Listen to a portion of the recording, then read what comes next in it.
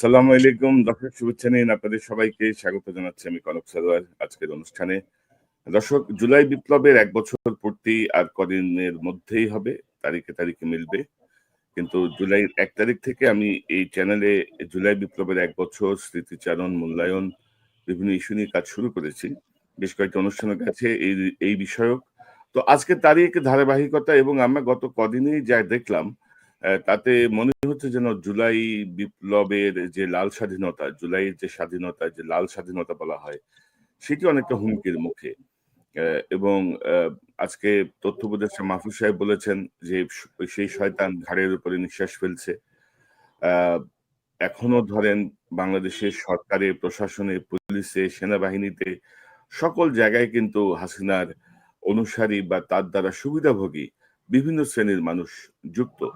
তো জুলাই বিপ্লবের সঙ্গে দেশে বিদেশে থেকে যারা প্রত্যক্ষভাবে অংশগ্রহণ করেছিলেন, যারা এই জুলাই বিপ্লবের বিষয়টিকে ধারণ করেন, এরকম কয়েকজনকে আজকে আমরা 3জনকে আমি আমন্ত্রণ জানিয়েছি আজকে আমার অনুষ্ঠানে যোগ দেওয়ার জন্য। প্রথমে আপনার সঙ্গে পরিচয় করিয়ে দিই।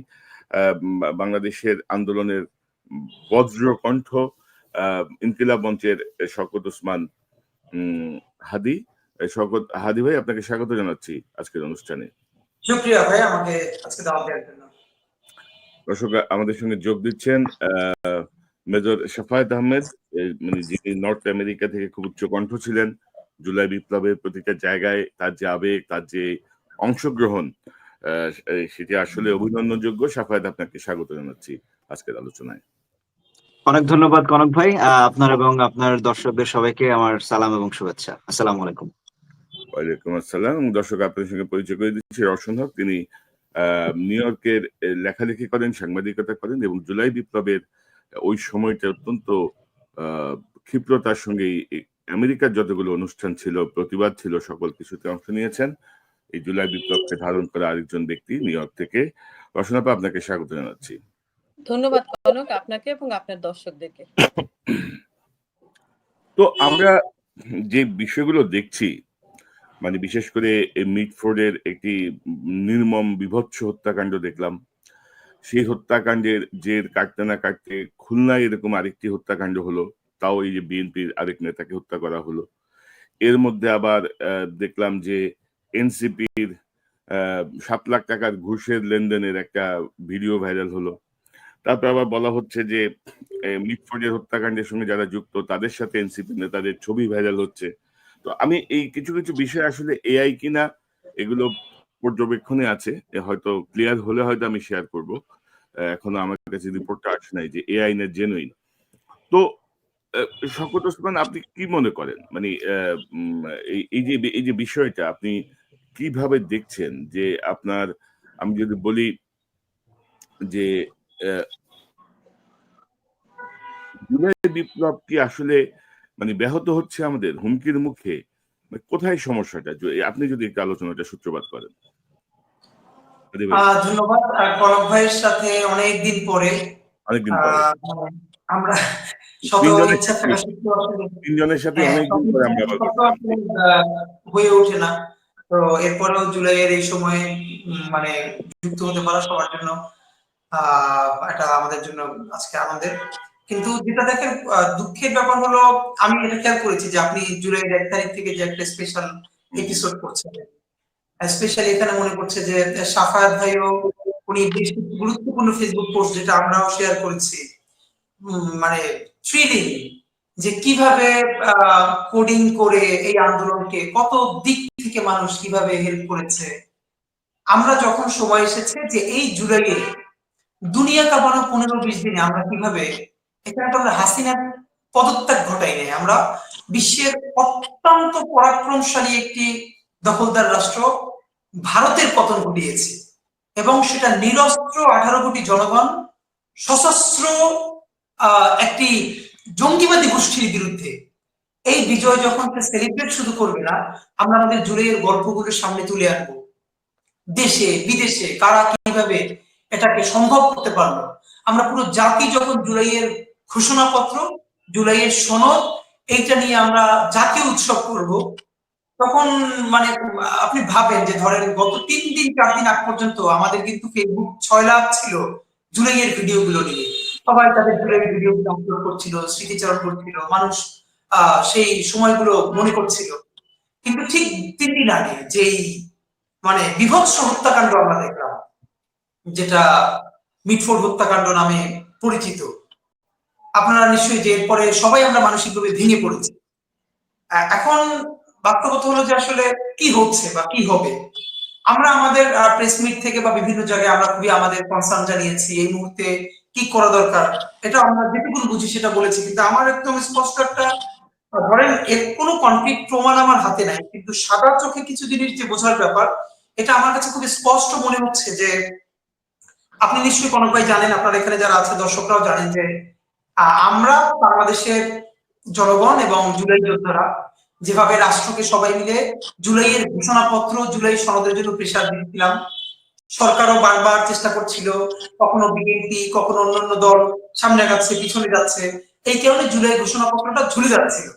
কিন্তু আপনি নিশ্চয়ই জানেন যে জুলাই ঘোষণাপত্র না হলে এখন পর্যন্ত এই জুলাইয়ের কোনো অফিসিয়াল স্বীকৃতি নাই। তা আমরা এটুকু সবাই খুব বুঝতে পারি যে ভারতীয় আধিপত্যবাদ, এখানে ইন্ডিয়ান হেজিমনি, তাদের এস্টাবলিশমেন্ট মনে প্রাণে তাদের সমস্ত শক্তি দিয়ে চাচ্ছে যে যেন এই জুলাই ঘোষণাপত্রটা সরকার না করে রাষ্ট্রীয় পর্যায়ে। আমরা বলেছি শুধু জুলাইয়ের ঘোষণাপত্র হলেই হবে না, এটাকে সংবিধানের প্রস্তাবনায় আনতে হবে। কারণ আমরা যে নতুন বাংলাদেশ বলেছি, এটার অফিসিয়াল স্টার্টটা হবে সংবিধানে জুলাই ঘোষণাপত্রের স্বীকৃতির মধ্য দিয়ে। তারপরে এই যে জুলাইয়ের জন আকাঙ্ক্ষা, আমরা কেমন বাংলাদেশ বিনির্মাণ করতে চাই, আমাদের পার্লামেন্টের ফর্ম কেমন হবে, সবকিছু সেটা নিয়ে হবে জুলাই সনদ। আপনি ধরেন সেইটা হবে নতুন বাংলাদেশের প্রথম বীজ বপন করা হবে। এবং আপনি খেয়াল করেন বিএনপি প্রথমে অনেক ক্ষেত্রে অনীহা ছিল, কিন্তু প্রচন্ড বাংলাদেশপন্থী মানুষদের এই চাপের কারণে তারা কিন্তু অনেকটা এটার কাছাকাছি চলে এসেছে। ঠিক বিএনপি যখন জুলাই ঘোষণাপত্রের জন্য আন্তরিক হয়ে উঠছে, জনদাবি মেনে নিচ্ছে, এমনকি তারা বলছে যে হ্যাঁ এটা সংবিধানের তফসিলও যুক্ত করা যায়, আমরা প্রত্যাশা করছি এটা সংবিধানের তফসিল না, তাদেরকে প্রস্তাবনায় রাজি করাতে পারবো, ঠিক তখনই দেশে একটা পলিটিক্যাল কেওয়াস তৈরি হচ্ছে ভয়ঙ্কর ভাবে। এখন এই যে বিএনপি যত চাঁদাবাজি আছে, যত যত বাজি কাটাচ্ছে, এইগুলোকে সত্য সত্য, এইগুলো ছাড়াও এটা তো সত্য যে এইখানে রাষ্ট্রের একটা অংশ, সরকারের এজেন্সির একটা অংশ এবং ভারতীয় আধিপত্যবাদ, ইন্ডিয়ান হেজিমনি, তারা মিলে এমন একটা কেওয়াস তৈরি করতে চাচ্ছে।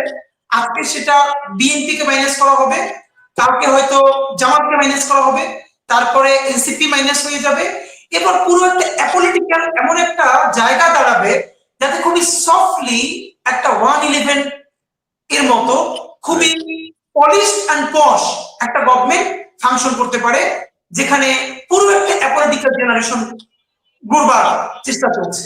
এটা ভয়ঙ্কর।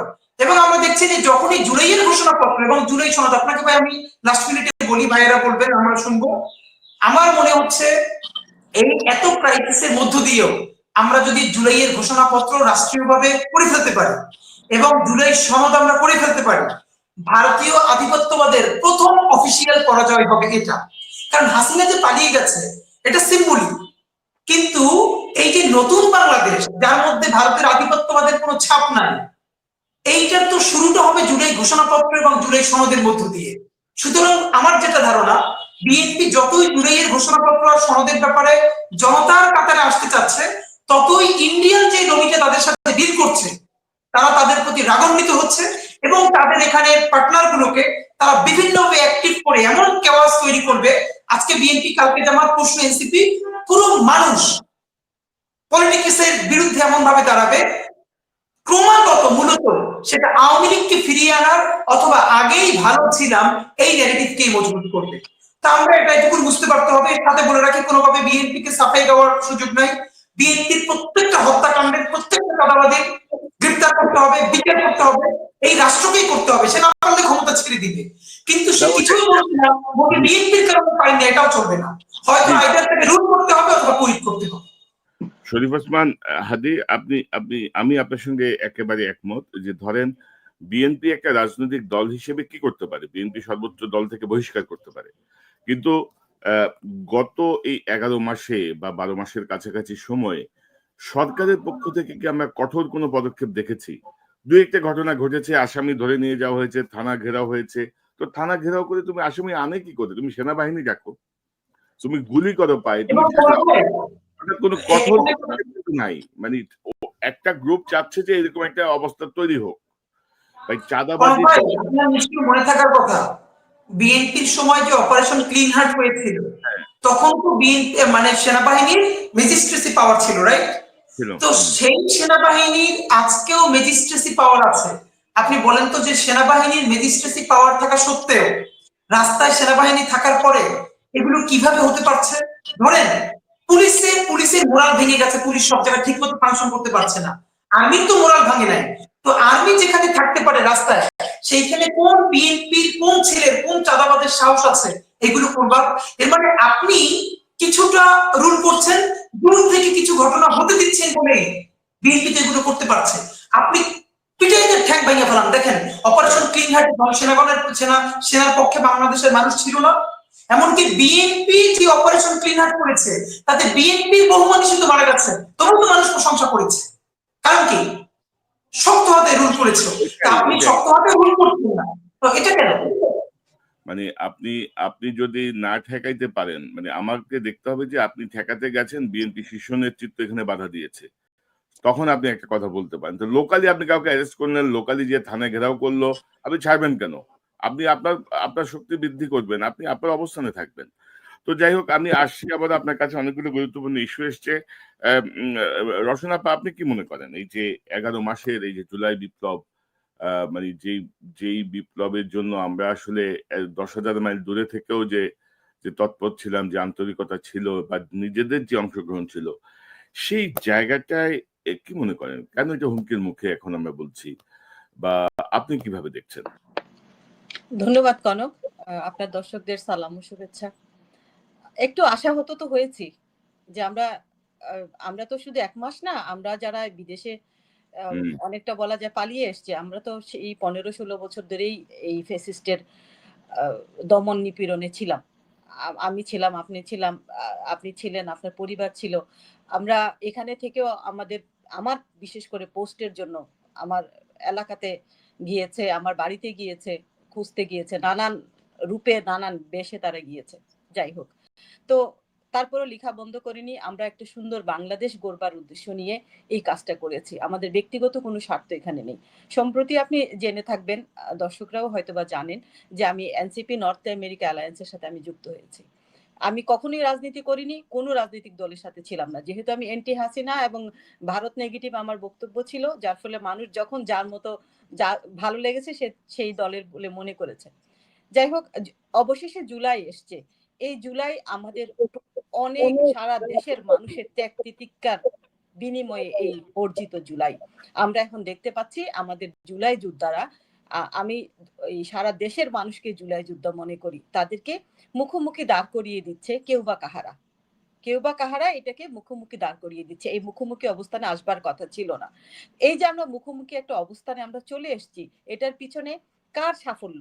এটা যদি আমরা একটু ঠান্ডা মাথায় চিন্তা করি, কারা বেনিফিটেড হচ্ছে এতে, তাহলে মনে হয় আমাদের অর্ধেকটা সমাধান হয়ে যাবে।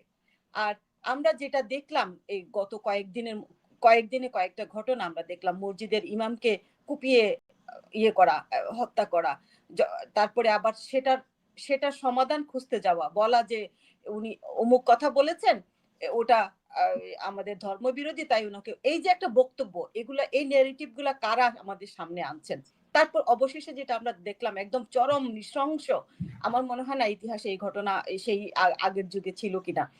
আমরা বিশ্বজিৎকে দেখেছি, আমরা বিশ্বজিৎ হত্যা দেখেছি, আমরা লগি বইটা দেখেছি, তার চাইতেও মনে হলো যেন চরম, একদম মানুষের সামনে একটা মানুষকে পাথর দিয়ে মেরে মৃত্যু কনফার্ম হওয়ার পরে তার গায়ের উপরে উঠে নাচা, গায়ের উপরে লাফানো, এতগুলো মানুষের সামনে, এবং সেটা নাকি আমরা জানলাম 2 দিন পরে।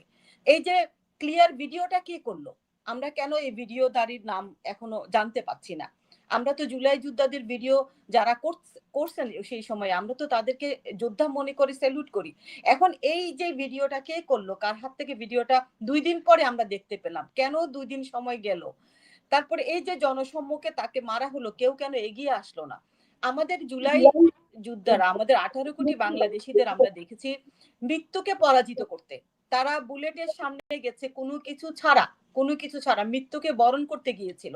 তাহলে সেই মানুষগুলাই কেন সেদিন এই লোকটাকে একটু হেল্প করলো না?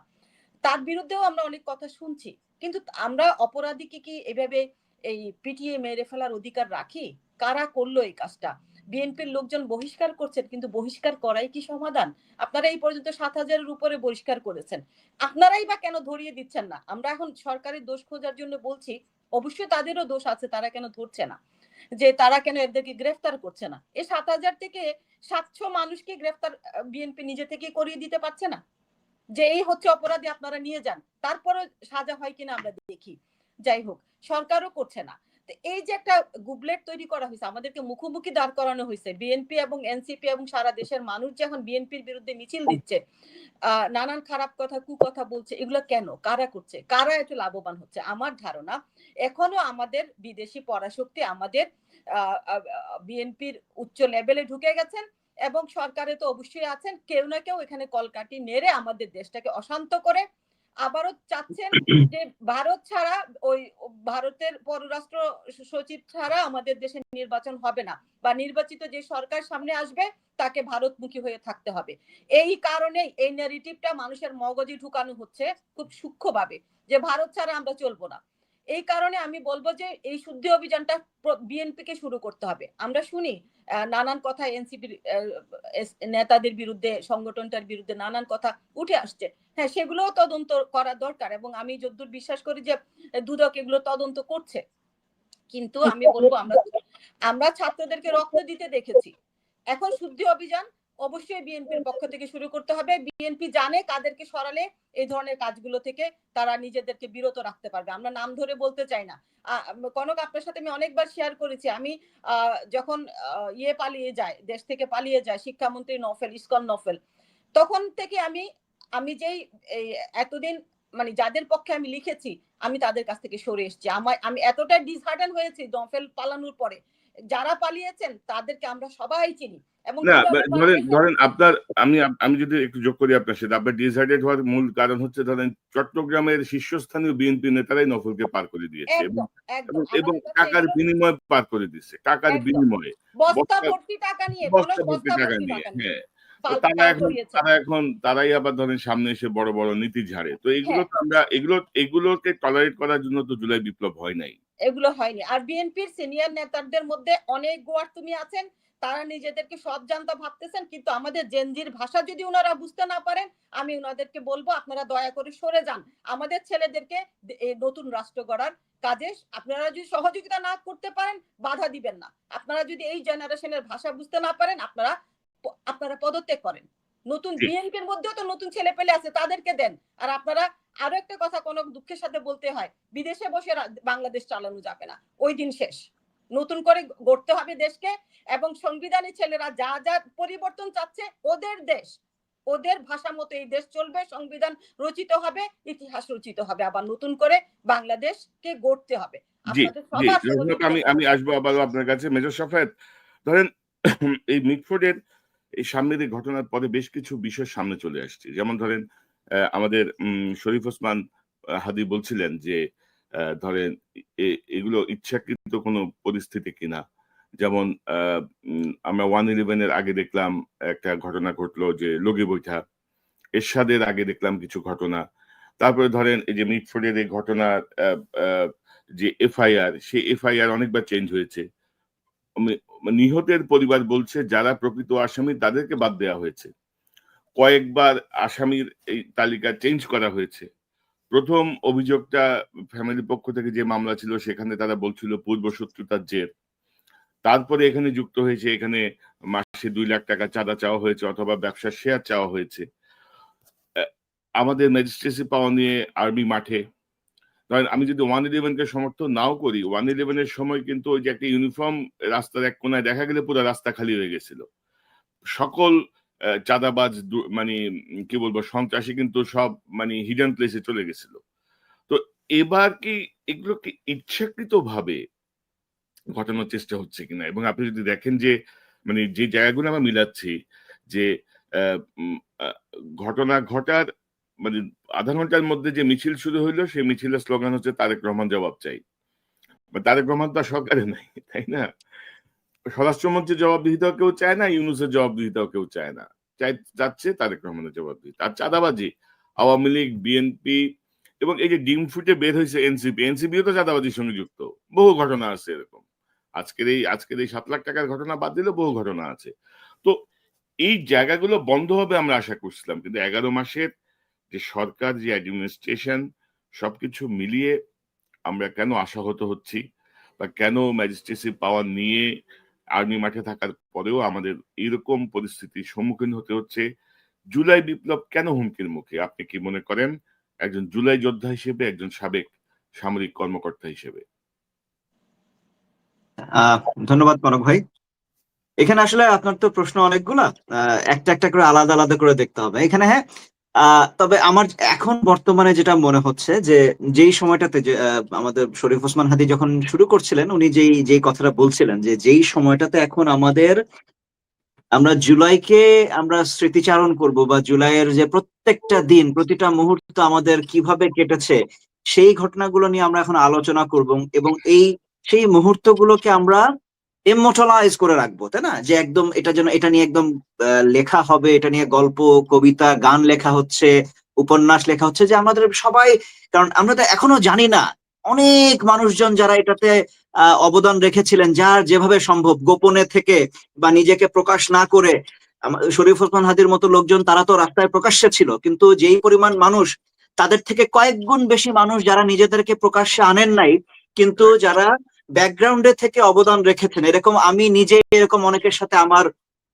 যেহেতু আমি কাজ করেছি, আমি জানি এখন সঙ্গত বিভিন্ন কারণে তারা তারা দেখা যাচ্ছে হয়তো, আমি জানি যে হ্যাঁ, সেনাবাহিনীর অনেকে আমাদেরকে ব্যাকগ্রাউন্ডে থেকে আমাদেরকে সাহায্য সহযোগিতা বিভিন্নভাবে তথ্য দিয়ে সহযোগিতা করেছেন।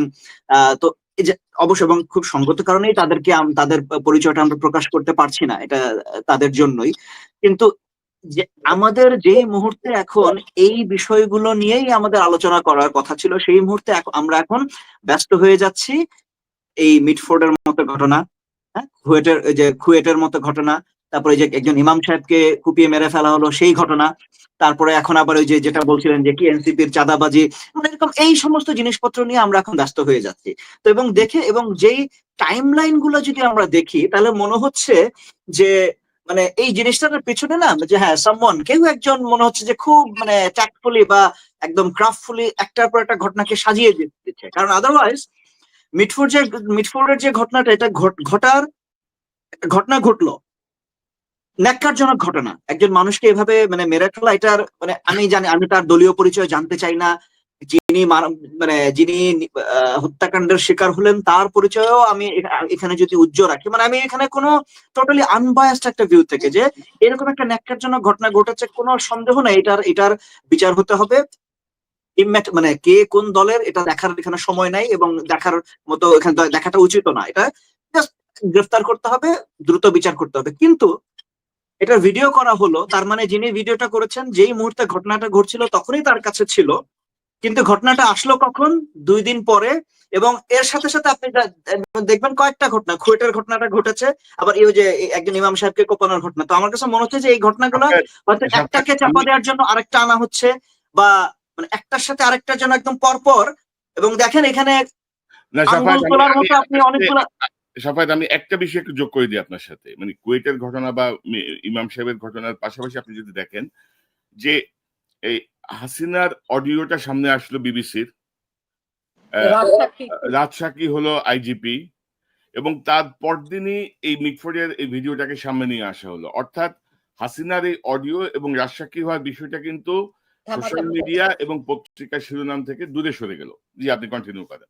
জি, এক্স্যাক্টলি। তো দেখেন, মানে আমার কাছে মনে হচ্ছিল যে দেখেন, একটা সমাজে অপরাধ থাকবে, অপরাধটা সমাজেরই একটা অংশ। এটা তো আমরা হঠাৎ করে এই পৃথিবীটা বা বাংলাদেশ তো এখন হঠাৎ করে জান্নাতুল ফেরদৌস হয়ে যায় না, তাই না? যেখানে কোনো অপরাধ হবে না। অপরাধ, এটা আমি আমি মানে বলতে কষ্ট হলেও আমরা মানি বা না মানি, অপরাধ তো থাকবেই, অপরাধ হচ্ছে, প্রতিদিনই অপরাধ হচ্ছে, কেউ না কেউ চুরি, ডাকাতি, হত্যাকাণ্ড, ছিনতাই, এগুলো হচ্ছে। কিন্তু আপনার কাছে যদি এই ঘটনাটা আপনি কখন প্রকাশ্যে আনবেন, এইটার কন্ট্রোল যখন কারো কাছে থাকবে, বা এই যে ন্যারেটিভটাকে কন্ট্রোল করার মতো সক্ষমতা যখন কারো কাছে থাকবে, দ্যাট ইজ ডেঞ্জারাস। অর্থাৎ আপনি ইনফরমেশনটা আপনার কাছে আছে, আপনি রেখে দিচ্ছেন, কখন ছাড়বেন সেই একদম একটা অপরচুন মোমেন্টের জন্য। এবং সেই অপরচুন মোমেন্টটা কখন আসলো? যখন দেখলেন যে হ্যাঁ, হাসিনাকে নিয়ে, হাসিনার সেই অডিও ক্লিপ নিয়ে একদম বিবিসি পুরো একদম তারা একদম অডিও ফরেন্সিক গিয়ে করে একদম ডিটেইল তারা রিপোর্ট করে দিল যে, এবং এটা অকাট্য। হাসিনার ছেলে এটাকে প্রথমে ডিফেন্ড করার চেষ্টা করলো, না এটা 2016 সালের ভিডিও, মানে 2016 সালের অডিও ক্লিপ। কিন্তু তখন and by doing so Sajeeb Wazed Joy নিজেই স্বীকার করে ফেললো যে এটা আসলেই তার মার ভয়েস। কিন্তু তারপরে যখন এটাকে আবার আমরা ডিবাঙ্ক করলাম যে না, যদি তাই হয় তাহলে এখানে মোহাম্মদপুর কেন হবে, 2016 সালের ঘটনা তো মোহাম্মদপুরে ঘটনা, এটা তো ঘটেছিল গুলশানে, তখন সাথে সাথে সে ওইটাই পোস্টটাও সরাই ফেললো। তার মানে নিজেই তার মায়ের এটাকে স্বীকার করে নিল যে হ্যাঁ এটা তার মায়েরই ভয়েস। এবং যখনই এটা নিয়ে একদম একটা মিডিয়া সরগরম, সবাই ঠিক আছে এই জিনিসটাকে নিয়ে একদম এটা এস্টাবলিশড, সুন্দর করে আমরা কি করলাম, জিনিসটাকে ব্যারেলটাকে ঘুরিয়ে দেওয়া হচ্ছে আরেকদিকে। এবং কিভাবে? ঘটনা কিন্তু সেদিনের ঘটনা না। অর্থাৎ যিনি ভিডিওটা করেছেন, এই ভিডিওটা যে করলো সে কিন্তু চাইলে ঘটনা ঘটার সাথে সাথে ভিডিওটা ছেড়ে দিতে পারতো, কিন্তু ছাড়া হয় নাই। ছাড়া হইলো কখন? 2 দিন পরে, যখন দেখা যাচ্ছে যে হ্যাঁ এখন আমাদেরকে মিডিয়া অ্যাটেনশনটা অন্যদিকে ঘোরানো দরকার, মানুষের নজরটা অন্যদিকে সরিয়ে দেওয়া দরকার। This is dangerous. যখনই কারো কাছে এই ধরনের সক্ষমতা থাকবে, এটা আসলেই এটা অ্যালার্মিং, এবং এই ব্যাপারে আমাদেরকে সজাগ থাকতে হবে। এবং দেখেন আমাদের এবং যাদেরকে মুখোমুখি দাঁড় করিয়ে দেওয়া হচ্ছে, প্রত্যেকটা যে দল বা যে প্রতিটা এন্টিটি আমাদের এই জুলাই আন্দোলনের একটা স্টেক হোল্ডার। বিএনপি অবশ্যই সবচেয়ে বড় stake holder, Jamaat Islami stake holder, NCP, যদিও তখন এনসিপির অস্তিত্ব ছিল না, এনসিপি নতুন দল, কিন্তু এনসিপির পেছনের যে মানুষরা তারাও তো অবশ্যই এটার অনেক বড় একটা স্টেক হোল্ডার। প্রত্যেকটা সেনাবাহিনী থেকে শুরু করে সবাই তো এটার এই আমাদের জুলাইয়ের যে ফসল, এটার স্টেক হোল্ডার। এখন এদেরকে, এবং দেখেন এখন কিন্তু এই ঘটনাগুলো ঘটে যাওয়ার কারণেই কনক ভাই আপনি এখন প্রশ্ন তুলছেন যে ম্যাজিস্ট্রেসি পাওয়ার নিয়ে সেনাবাহিনী কি করলো তাহলে, তাই না? এই ঘটনাটা যদি না ঘটতো, আমরা দেখেন এই সেনাবাহিনীর ভূমিকা নিয়ে কিন্তু গত অনেকগুলো দিন কিন্তু তেমন আলোচনা ছিল না। মোটামুটি একটা স্ট্যাবিলিটি চলে আসছিল। এবং যেটা শরীফ ওসমান হাদি যেটা বলছিলেন যে হ্যাঁ বিএনপি বিভিন্ন, তারাও হয়তো শুরুর দিকে তাদের জুলাই ঘোষণাপত্র নিয়ে তাদের এক ধরনের হয়তো মন মানসিকতা বা চিন্তা ভাবনা ছিল, কিন্তু তারাও কিন্তু আস্তে আস্তে নিজেদেরকে তারা অবশ্যই, এবং উইচ ইজ গুড, এটাই ডেমোক্রেসি। এরকমই হওয়ার কথা যে আপনি একটা গো ধরে বসে থাকবেন, রিজিড হয়ে বসে থাকবেন এমন না। আপনি আপনার জনগণের সাথে, আপনাদের যারা কনস্টিটিউয়েন্ট, আপনাদের ভোটারদের সাথে কথা বলবেন, তাদের চিন্তা ভাবনাটাকে জানবে, এবং জানার পরে সেটাকে আপনি ধারণ করবেন, আপনার চিন্তা ভাবনাতেও পরিবর্তন আসবে। এটাই হওয়ার কথা ছিল। এবং এটা যখন হয়ে একদম ফিনিশিং লাইনের কাছাকাছি আমরা চলে এসেছি, ঠিক তখনই এইরকম একটা ঘটনা ঘটায় আবার সবাইকে একটা ঘোলাটে পরিস্থিতির ভিতরে ফেলে দেওয়া। তো এই জিনিসটা আমার কাছে মনে হচ্ছে অ্যালার্মিং। এবং যেই লাইনে সমালোচনাটা হচ্ছে যে একটা কোথাও ঘটনা ঘটলেই সবার আগে ভাই, এখন আমার না গত কয়েকদিন ধরে দেখে মনে হচ্ছে যে বাংলাদেশের প্রধানমন্ত্রী বা প্রধান উপদেষ্টার নাম এই মুহূর্তে তারেক রহমান, এবং বাংলাদেশের স্বরাষ্ট্রমন্ত্রীর নাম এই মুহূর্তে সালাউদ্দিন আহমেদ। হ্যাঁ, একটা ঘটনা ঘটে গেলেই যেভাবে আঙ্গুল তোলার একটা কমন ডিরেকশন আমরা দেখছি, আমার কাছে এখানে তাহলে সরকারের ভূমিকা কোথায়? যে আমরা যে এত বছর ধরে কিছু হইলেই আমরা যখন আমরা করতাম যে হাসিনা খুনি, তো এতদিন যে কোনো একটা বাংলাদেশের একটা অঘটন ঘটলে আমরা ঠিক আছে সেটার জন্য সরকারকে দায়ী আমরা করেছি, এবং এটাই দায়ী করারই কথা ছিল, এটা তাদেরই ব্যর্থতা। কিন্তু সেটা না করে আমরা এখন যেই ঘটনা ঘটছে সাথে সাথে ঘটনার কি আমরা সমালোচনার প্রধান টার্গেট হয়ে যাচ্ছেন তারেক রহমান বা বিএনপি। অবশ্যই বিএনপি কে সমালোচনা যখন সবচেয়ে বড় রাজনৈতিক দল, আপনার কাছে মানুষের প্রত্যাশাটাও বেশি থাকবে, এবং আপনার সমালোচনার ভাগটা আপনাকেই সবচেয়ে বেশি নিতে হবে, এবং এটা অস্বীকার করার কোনো উপায় নাই, আপনাকে নিতে হবে। এবং সেই নেওয়ার মতো মানসিকতাও আপনাদের থাকতে হবে। অর্থাৎ বিএনপির, কারণ আমার সাথে বিএনপির অনেকেই আমার সাথে যোগাযোগ আছে, এবং আমি তাদের ভিতরে আমি তাদের প্রতি আমি বলবো যে দেখেন, আপনাদের যে কোনো যৌক্তিক সমালোচনাকে আপনারা শুধু জামাত শিবির বলে জিনিসটাকে উড়িয়ে দেওয়ার চেষ্টা করবেন না। ঠিক এটা কিন্তু হাসিনার প্লেবুক ছিল।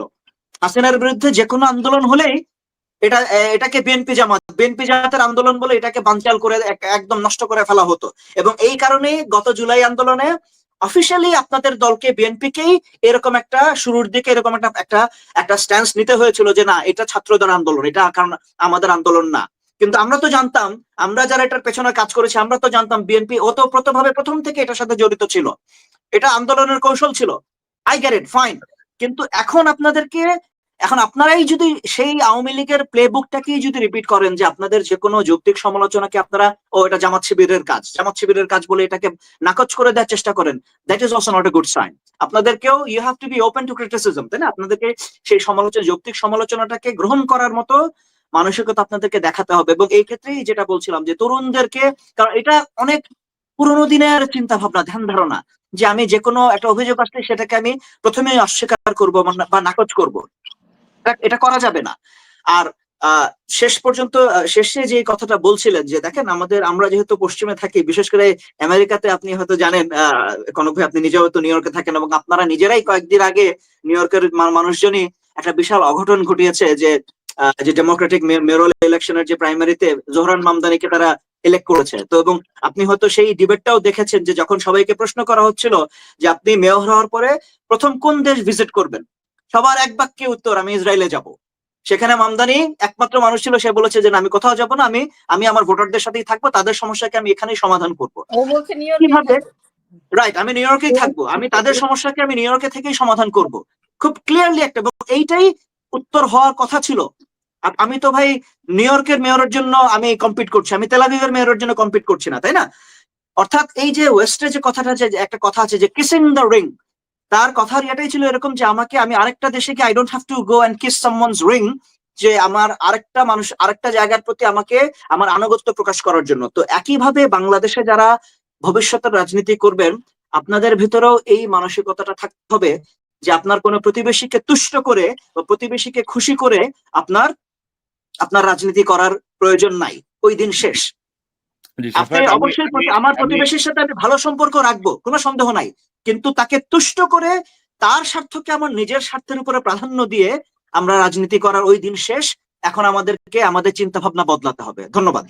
না, ধরেন প্রতিবেশীর বা আপনি যে ভারতের কথা যে ইঙ্গিত করছেন, ধরেন ডক্টর ইউনূস হচ্ছে বাংলাদেশের ইতিহাসের জিয়াউর রহমানের পরের আরেকটা সরকার যারা ভারতের সাথে চোখে চোখ রেখে কথা বলছে, এবং ভারত সরাসরি কিছু করতে পারছে না, যার কারণে ধরেন ভারতের যে গোয়েন্দা সংস্থা বা বাংলাদেশে যাদের ভারতীয় অনুগত যে শক্তিগুলো, তারা এখন বিভিন্নভাবে কাজ করছে। আপনার কাছে একটা জাস্ট একটা ছোট্ট একটা কোয়ারি জেনে আমি ব্যাক করতে চাই শরীফ ওসমানের কাছে, যে ম্যাজিস্ট্রেসি পাওয়ার নিয়ে শুধু এখন তো না, গত 7-8 মাস ধরেই তো সেনাবাহিনী মাঠে, কিন্তু আমরা এই সুফল কেন দেখছি না? মানে সেনাবাহিনীর যে গুরুত্বপূর্ণ একটা স্টেক ছিল এই জুলাই বিপ্লবে, সেনাবাহিনীর সৈনিক, জুনিয়র লেভেলের কর্মকর্তা, অর্থাৎ উপরের লেভেল কিছু ছাড়া সবাই তো সম্পৃক্ত হয়ে গিয়েছিল। তো এই স্টেকটা কি মানে নষ্ট করা হচ্ছে? মানে সেনাবাহিনী যেই গৌরবান্বিত যে ভূমিকা ছিল জনগণের পক্ষে অবস্থান নিয়ে, তো সেটা কি কেউ নষ্ট করছে মনে করেন আপনি? এখন এটা না, এই প্রশ্ন আমার কাছে খুব আপেক্ষিক মনে হয়। হ্যাঁ, কারণ আপনি যে 1/11 যে সময়ের রেফারেন্সটা দিচ্ছেন, আমি নিজে তখন সেনাবাহিনীতে আমার পথ চলাটা ঠিক সেই সময় শুরু।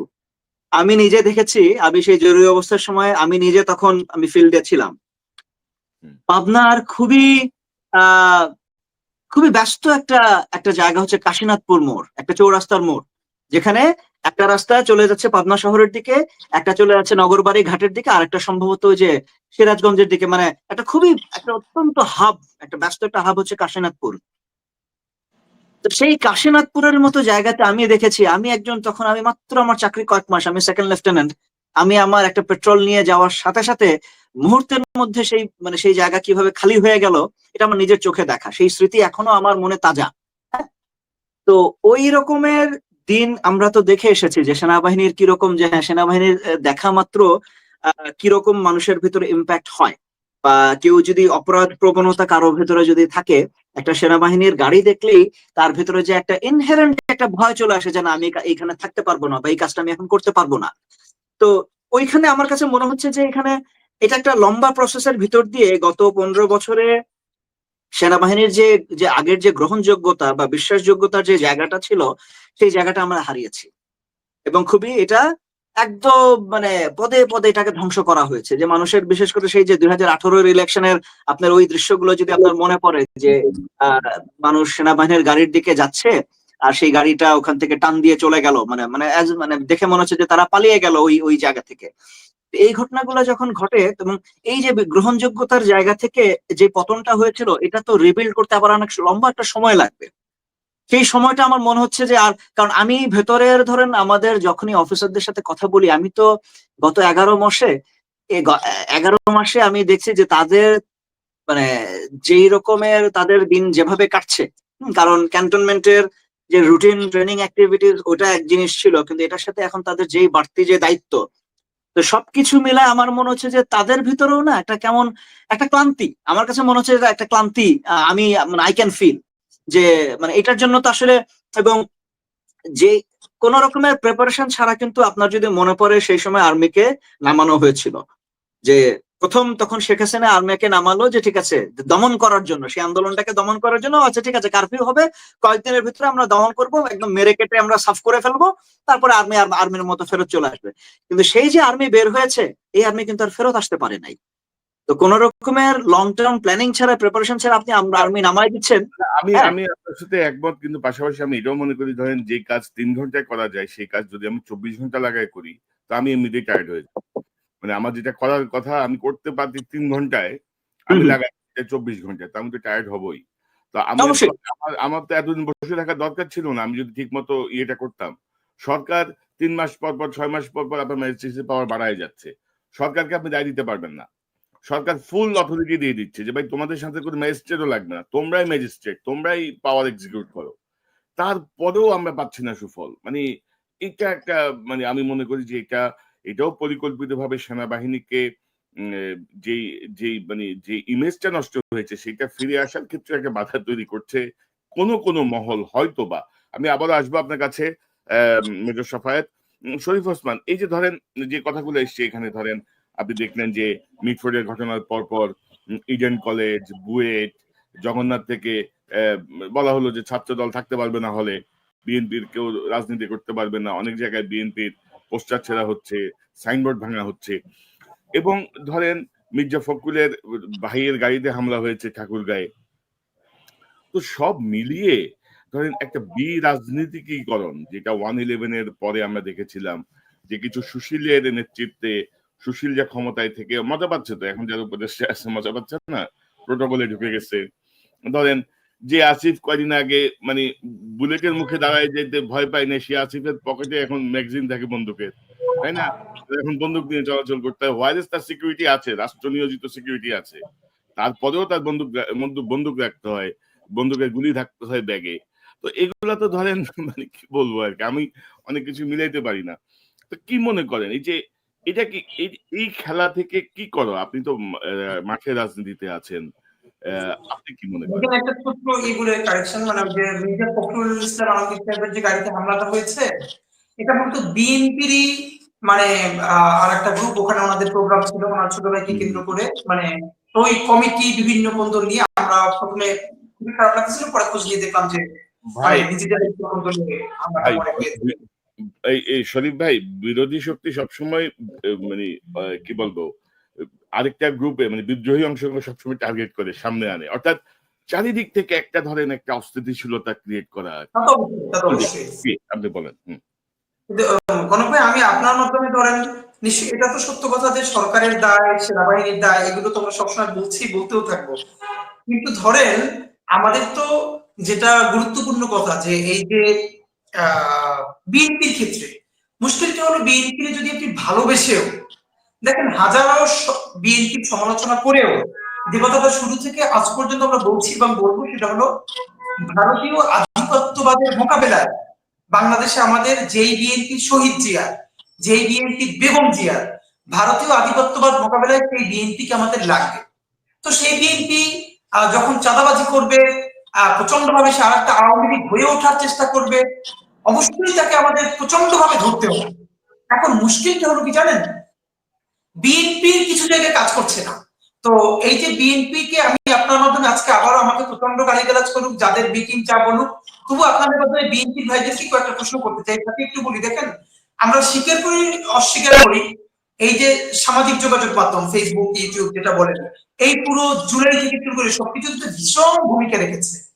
বিএনপির কিছু ফেসবুক অ্যাক্টিভিস্ট, আমাদের নাম বলছি না, মানে বিশ্বাস করেন আমি মাঝে মধ্যে নিজের প্রতি লজ্জা হয় যে এই জুলাইয়ের আগে কিছু মানুষকে আমি ভীষণ সম্মান করতাম, তাদের বোঝাপড়া, তাদের চিন্তা ভাবনা, লেখাপড়া, এই জন্য ঠিক জুলাইয়ের পরে এই মানুষগুলো তাদের ন্যারেটিভ নির্মাণ, তাদের কথাবার্তা, তাদের অ্যাটিটিউড এমন ভাবে বদলে গেছে, আমি দেখেছি, আমি জাস্ট লজ্জা লাগে আমাদের যে এই মানুষগুলোকে আমরা সম্মান করছি। যেমন দেখেন, আমি নাম বলছি না, আপনি এরপর হয়তো আপনারা কেউ ধরলেন যে এই যাকে হত্যা করা হলো সে কোন পরিচয়ে, সে হাজী সেলিমের লোকের নাকি এইটাকে বিএনপির কোন প্রধান সারির যারা মূল কমিটিতে আছে তারা এটা নিয়ে পোস্ট করবে, নাকি সবার আগে তারা বলবে যে করেছে তার বিচার চাই? একজন পোস্ট দিয়ে প্রশ্ন কি যে হাজী সেলিমের লোককে আপনারা ব্যবসায়ী বলতেছেন, মিডিয়াকে জিজ্ঞেস করতেছে, এর মানে কি কেউ যদি হাজী সেলিমের লোক হয় তাহলে তারে প্রকাশ্য দিবালোকে পাথর দিয়ে হত্যা করা যাবে? অথচ এই বিএনপির ভাইয়েরা প্রতিদিন ছাত্র জনতাকে মব মব বলে মরে যাচ্ছে। এর মানে ছাত্র জনতা আওয়ামী লীগকে গ্রেপ্তারের জন্য, পুলিশের হাতে যদি তুলে দেওয়ার জন্য তার বাড়ির সামনে দাঁড়ায় একটা মব। ওকে, আমরা তো কোনদিন মবের পক্ষে বলি না, আমরা তো আইনের শাসন চাই, কিন্তু পুলিশ না করলে সেটা জনগণকে করতে হচ্ছে, এটা সরকারের ব্যর্থতা। অথচ পাথর দিয়ে মেরে ফেলা হচ্ছে, সেইটার মব না, কি বলবো, নাম নাই, আপনি বলবার চেষ্টা করছেন কি হাজী সেলিমের লোক। তো হাজী মানে এই যে আপনার ন্যারেটিভ নির্মাণ, আপনি প্রথমে ভুল স্বীকার করছেন না, আপনি তওবা করছেন না, এই সবচেয়ে ন্যারেটিভ নির্মাণ আপনি অস্বীকার করছেন, এই অস্বীকার তো হাসিনা করতো আজীবন। কয়েকটা কথা আপনাকে বলি, দেখেন বিএনপি যেটা করেছে এবং তা করছে, বিএনপি তো সবার চেয়ে বেশি নির্বাচন নিয়ে কনসার্ন, এই জবাব বিএনপি তো নিশ্চয়ই ভোটে পাবে, এরপর আমাদের ইলেকশনটা হওয়াইতে হবে। কিন্তু প্রশ্ন হলো, আমরা বলেছিলাম এই যে বিএনপি ভোটের কথা বলতে, সেই ভোটটা কিভাবে চায়? ইতিহাসের সেরা ভোটটা চায় কিনা, যে মানুষ ভোটটাকে নিজের মতো উদযাপন করে প্রত্যেকটা ছেলে মেয়ে ভোট দিবে, প্রবাসীদের প্রথম ভোট দিতে পারবে। তো আপনার কি মনে হয় প্রকাশ্য দিবালোকে যেই মানুষটাকে হত্যা করার পর 48 ঘন্টায় মিডিয়ায় ব্ল্যাক আউট, কোথাও মামলা হয় নাই, কিচ্ছু হয় নাই, তাহলে বাংলাদেশের 36,000-এর বেশি ভোট কেন্দ্র, প্রত্যন্ত অঞ্চল পর্যন্ত, সেইখানে কত মানুষকে হত্যা করা হবে, গুলি করা হবে, এই মিডিয়া, এই পুলিশ, এই সরকার সেইটা কি নিয়ন্ত্রণ করবে বলেন তো ইলেকশনের আগে? সুতরাং আমাদের এটা একটা ইম্পর্টেন্ট প্রশ্ন। ধরেন যে মানে আমাদের তো, আমি তো বলছিলাম যে মানে প্রশাসন, পুলিশ, সেনাবাহিনীর ভেতরে এখনো যে হাসিনার অনুসারীরা বসা, তেমনি মিডিয়ার ভেতরেও যারা বসা, আপনি দেখবেন যে মাঝে মধ্যে তারা মাথা মানে উচ্চানো শুরু হয়েছে, মাঝে মধ্যে তারা বিভিন্ন রকমের মানে কি বলবো কৌশলী নিউজ করে, বিভিন্ন রকম ভাবে উস্কানি দেয়। তো এখন ধরেন জুলাই সনদ, এই সরকার বা এনসিপি, তাদের মধ্যে তো আন্তরিকতার ঘাটতি আছে রে ভাই। মানে তাদের যে চাপটা প্রয়োগ করা দরকার ছিল সেটি কিন্তু তারা সেভাবে প্রয়োগ করছে না। হ্যাঁ, হচ্ছে, হবে, আশ্বস্ততার মধ্য দিয়েই তারা পার করছে। তো এবং নির্বাচনী অনিশ্চয়তা কিন্তু আবার তৈরি করা হচ্ছে কিনা, নির্বাচনের তো একটা ডেডলাইন হয়েছিল, মানে ডেডলাইন হয়েছিল, আবার তৈরি করা হচ্ছে কিনা, যে সংখ্যানুপাতিক পদ্ধতি, অমুক পদ্ধতি, তমুক পদ্ধতি, এইটা না ওইটা। তো সব মিলিয়ে আপনি যদি একটু সামারি করেন আমার মনে ভালো হয়, আমরা এরপরে রসনাটার কাছে যাবো। আমার যেটা মনে হচ্ছে, মানে নির্বাচন লাগবে না এটা তো মনে হয় বাংলাদেশের কেউ বলে নাই, কিন্তু সেইটা কোন নির্বাচন? যে নির্বাচন ইতিহাসের সেরা নির্বাচন, ফ্রি অ্যান্ড ফেয়ার ইলেকশন, মানুষ সব থেকে আনন্দ নিয়ে ভোটটা দিবে, প্রবাসীরা ভোট দিবে। তো এই ইলেকশনের আগে মানুষ যেটা দেখতে চায় ন্যূনতম, সেটা হলো গণহত্যার দৃশ্যমান একটা ভালো পর্যায়ের বিচার। দেখেন বিচারটা তো চাইলে 6 মাসে শেষ হয়ে যাবে না, 1 বছরও শেষ হবে না, কিন্তু এই সরকার থাকা অবস্থায় এমন কিছু রায় দিয়ে যাওয়া এবং বাকিটা প্রসেসের মধ্যে দিয়ে রেখে যাওয়া, যাতে বিএনপি আসুক, জামাত আসুক, এনসিপি আসুক, যেই ক্ষমতায় আসুক, ইন্ডিয়া তাকে যতই চাপ দেয় সেটা ওই বিচার প্রক্রিয়া থেকে সরে যেতে না পারে। নাম্বার 1, এই ন্যূনতম বিচারকে আপনাকে নিশ্চিত করে যেতে হবে। নাম্বার 2, জুলাইয়ের ঘোষণাপত্র এবং জুলাই সনদ, আমরা তো দেখেন বলেছি আগামীকালকেও যদি জুলাই ঘোষণাপত্র হয়ে যায়, পরশু জুলাই সনদ হয়ে যায় এবং তারপরের দিন আপনি নির্বাচন দেন, হ্যাঁ, ন্যূনতম আইন শৃঙ্খলা রক্ষার মধ্য দিয়ে, এইটা আমাদের করতে হবে। এখন মুশকিলটা হলো এর বড় দায় বিএনপি কেন নিচ্ছে না? যেমন আপনি একটা কথা বলছিলেন, ধরেন তারেক রহমান সাহেবের বিরুদ্ধে যে অনেকে স্লোগান দিচ্ছে, ভাই মুশকিলটা হলো দেখেন বিএনপি ওই কথাটা বলে যে ব্যক্তির দায়িত্বে দল নেবে। প্রশ্ন হলো ব্যক্তির দায় দল নেবে না, তাহলে কে নেবে বলেন তো? এই যে আমি ব্যক্তি, ধরেন আমি আজকে ইনকিলাব মঞ্চ, এখন আমি খুব একটা বাজে কাজ করলাম এবং ইনকিলাব মঞ্চ সবাই মিলে বললো ব্যক্তির দায় দল নিবে না, কিন্তু একটা প্রশ্ন কেউ করছেন না কেন যে এই যে আমি ব্যক্তি এম্পাওয়ার্ড হলাম, ক্ষমতায়িত হলাম, এদিকে আমার ব্যক্তির জোরে নাকি ইনকিলাব মঞ্চের জোরে? যেই লোকটা এলাকায় চাঁদাবাজি করছে, পথশ্রী শ্রমিককে মারতে পারছে, সে তো এম্পাওয়ার্ড হচ্ছে, একটা পরিচয়, সে পরিচয়টাকে সে ধরবে না? শরীফ ওসমান হাদী, আমি একটু একটা বিষয় যোগ করি যে ধরেন আমি গত 11 মাসে ধরেন আওয়ামী লীগ যে খেলাটা খেলতো, যে একটা অঘটনের পরে বলতে না এটা আমার দলের কেউ করেন, এটা বিএনপি জামাত করছে, আমার দলের কেউ করে না, এটা অমুক করছে। বিএনপি কিন্তু ধরেন দায় নিচ্ছে এবং সাথে সাথে দল থেকে বহিষ্কার করছে। তার বিএনপি কিন্তু চাইলে অনায়াসে বলতে পারতো যে এটা হচ্ছে আওয়ামী লীগের যারা এখন বিভিন্ন জায়গায় লুকায় আছে তারা করতেছে, এরা আমার দলের কেউ করে না। বিএনপি কিন্তু এই জায়গাটা থেকে, এই জায়গাটা কিন্তু বিএনপি প্র্যাকটিস করে। এটা আমরা সবসময় অ্যাকনলেজ করেছি এবং বলেছি যে বিএনপিটা করেছে। কিন্তু ভাই আমি আপনার মাধ্যমে করার নাই, দল থেকে বহিষ্কার করা ছাড়া বিএনপি আর কি করার আছে? না, আপনার কিছু করার নাই, কিন্তু একটা জিনিস করার আছে কনক ভাই, সেটা হলো আমরা দেখেন যেই শহীদ জিয়ার বিএনপি জনপ্রতিরোধের শিকার হবে, এটা একটা লজ্জা বাংলাদেশের জন্য আর কিছু হতে পারে না। আমি আপনার মাধ্যমে বিএনপি যে ভাইয়েরা আছেন যারা নীতি নির্ধারণী পর্যায়ে আছেন তাদের অন্তত দুটো অনুরোধ জানাই। নাম্বার ওয়ান, দেখেন যার দল বড় তার দায় বেশি। বিএনপি যেহেতু নিজেই বলছে যে সব থেকে বড় স্টেক হোল্ডার এই জুলাই এসছে, তাহলে তার দেখেন আমরা বিএনপিকে কি বলি যে সব থেকে যেহেতু সে বড় দল, কিন্তু সব থেকে বেশি গালি সে শুনবে এবং এতটুকু হজম করার শক্তিও তাকে অর্জন করতে হবে।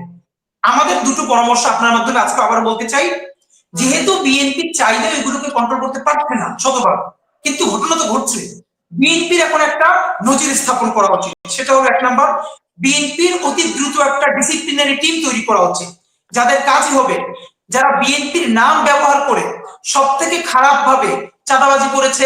দেখেন কয়েকটা জিনিস সরে গেছে, ভোলার যে ধর্ষণ, সে তো বিএনপি রাজনীতির সাথে জড়িত, মানে ভয়াবহ। ভোলার যে ঘটনাটা নিশ্চয়ই আপনারা জানেন, আমরা কি বিচার কি হয়েছে জানি, এই ধর্ষণ করছে, চাঁদাবাজি করছে, এদের নাম যখন সামনে আসবে, এই ডিসিপ্লিনারি কমিটির কাজ হলো তাকে আইনের পর্যায়ে নিয়ে যাওয়া পর্যন্ত রাষ্ট্রকে ফোর্স করা, এবং সেটা যদি বিচার না করে ডিসিপ্লিনারি কমিটি মিডিয়া ঠিক করে বলবে এই লোককে বিএনপি চেক করেছে, এখন পর্যন্ত রাষ্ট্র তার বিচার করছে না। এইটা যদি বিএনপি করতে পারে, এক মাসের মধ্যে বিএনপির নাম ব্যবহার করে যতরা ধর্ষণ করে, চাঁদাবাজি করে, তারা মনে করবে না আমাদেরকে আজকে আমি করবো, কালকে আবার আমি 1 কোটি টাকা দিয়ে বহিষ্কার আদেশ প্রত্যাহার করবো, এটা হবে না। সুতরাং এক নম্বর একটা ডিসিপ্লিনারি টিম করতে হবে। 2 নম্বরে আমি আপনাকে ছোট্ট একটা গল্প বলি ভাই, দেখেন বললে হবে না, আমার উপজেলার গল্প বলি। আমার উপজেলার আওয়ামী লীগের একজন বড় নেতা, সাংগঠনিক সম্পাদক, শত শত কোটি টাকা কামাই করেছে শুধু একটা ইউনিয়নের চেয়ারম্যান হয়ে, শত শত কোটি টাকা কামাই করেছে একটা উপজেলার আওয়ামী লীগের। অদ্ভুত ব্যাপার, কিছুদিন আগে বিএনপির যে তারুণ্যের সমাবেশ হয়েছে, আমি পরে এটা মিডিয়াও এসছে, পরে ওরা একটা আর কি যাই হোক এটা ম্যানেজ করেছে, বিএনপির এলাকার ভাইয়েরা সেই বিএনপির তারুণ্যের সমাবেশে গেছে এই আওয়ামী লীগের গাড়ি নিয়ে, তার গাড়িটা নিয়ে, যে ইউনিয়নের চেয়ারম্যান শত শত কোটি টাকা কামাই করেছে আওয়ামী লীগের নাম ব্যবহার করে এবং তার নামে ধর্ষণের মামলা আছে। যখন বলা হলো বলে আমরা বুঝতে পারি না, কি একটা ব্যাখ্যা, এই যে আওয়ামী লীগের কাছে লিকুইড মানিগুলো আছে এগুলো বিএনপি কে দিচ্ছে এবং তারা নিচ্ছে, কেউ কেউ উপজেলায় জেলায় নিয়ে রাজনীতি করবার চেষ্টা করছে।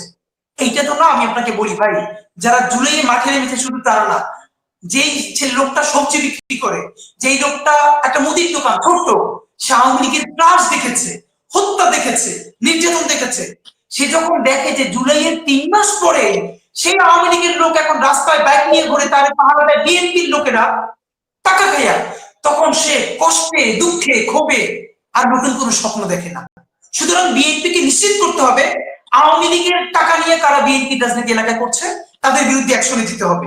এবং আমি আজকে সব থেকে গুরুত্বপূর্ণ একটা পয়েন্ট বলতে চাই, আমার মনে হয় এটা যদি তারেক রহমান সাহেব করতে পারেন, তাহলে সামনে বাংলাদেশ নামক রাষ্ট্রে উনি একটা আজীবনের জন্য নজির স্থাপন করতে পারবেন।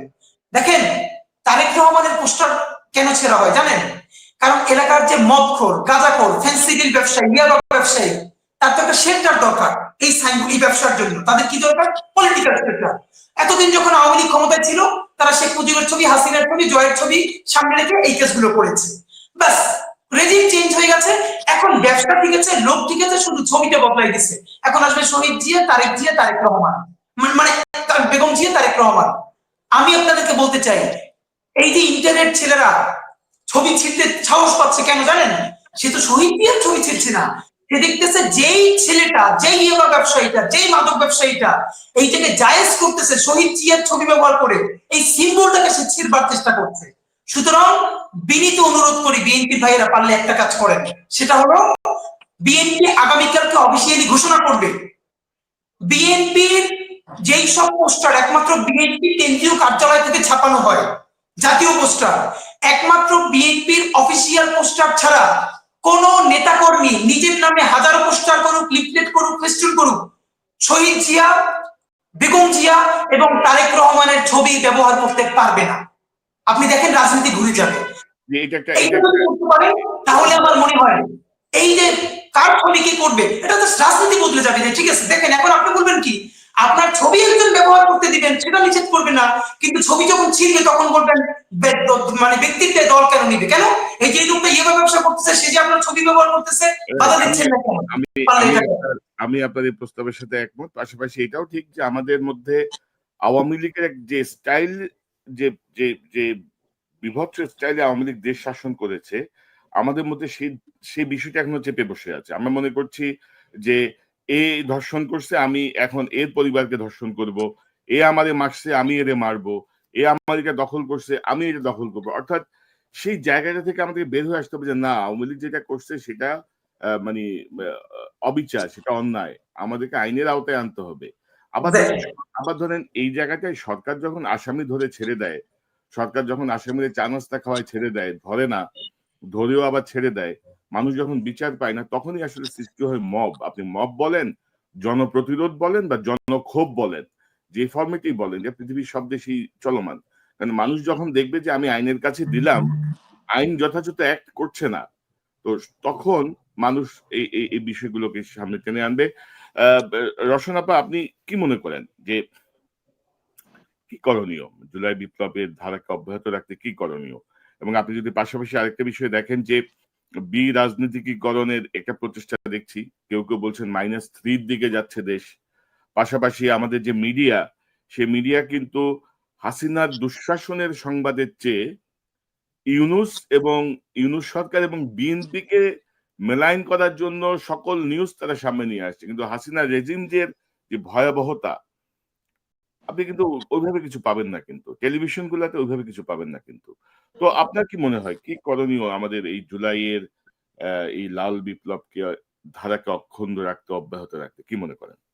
কনক, একটা বিষয় একদম পরিষ্কার, আমরা দূর থেকে দেশ যখন ঘুমায় আমরা সবসময় একটা কথা বলি যে আমরা জেগে থাকি, আমরা যারা বাইরে থাকি আমরা জেগে থাকি, আমরা দেশকে পাহারা দিই। আমি একটু মনে মনে এরকমটাই ভাবি।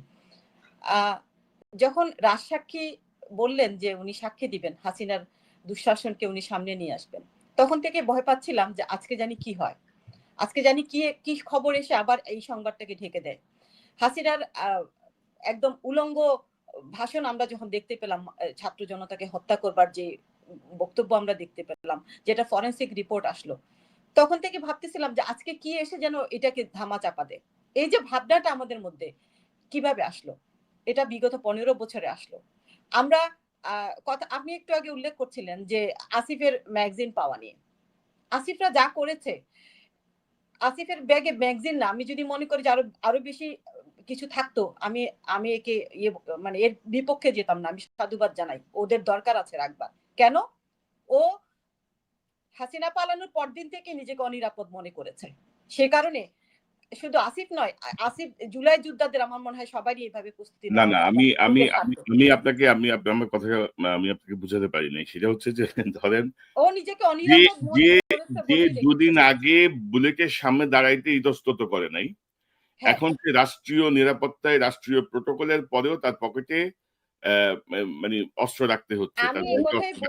এই যে আমি বলছি, এই যে গুণগত পরিবর্তনের জায়গাটা, এই যে মানসিক যেই একটা পরিবর্তনের ইঙ্গিতটা আমি দিয়েছি। আমি কিন্তু আমরা আমি জুলাই বলছি যে বিপ্লবে অনিরাপদ রক্ষাপা আমরা জুলাই বিপ্লবে যারা অংশ নিয়েছে তাদেরকে আমরা স্যালিউট করি, আজীবন আমরা তাদেরকে শ্রদ্ধা করব।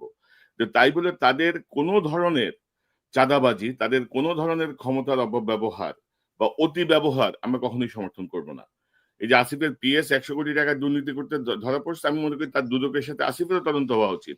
না, যে তদন্ত হচ্ছে। পিএস কিভাবে পিএস তো 100 কোটি টাকা দুর্নীতি করতে পারে না যদি তার মিনিস্টার এখানে সাইন না করে। সেগুলো সামনে আনতে হবে। এটা দুদকের সবার অধীন জন্যই একটা সমান বিষয়। বিষয়। জি, আপনি কন্টিনিউ হ্যাঁ। করেন। সরি। তো যেটা বলছিলাম যে ওদের এরকম কিছু থাকলে আমি মানে অপরাধ দেখি না আরকি। আমার কাছে মনে হয় ওরা অনিরাপদ মনে করেছে পরদিন থেকেই। কেন অনিরাপদ মনে করেছে ওইটা একটু বিশ্লেষণের দাবি রাখে।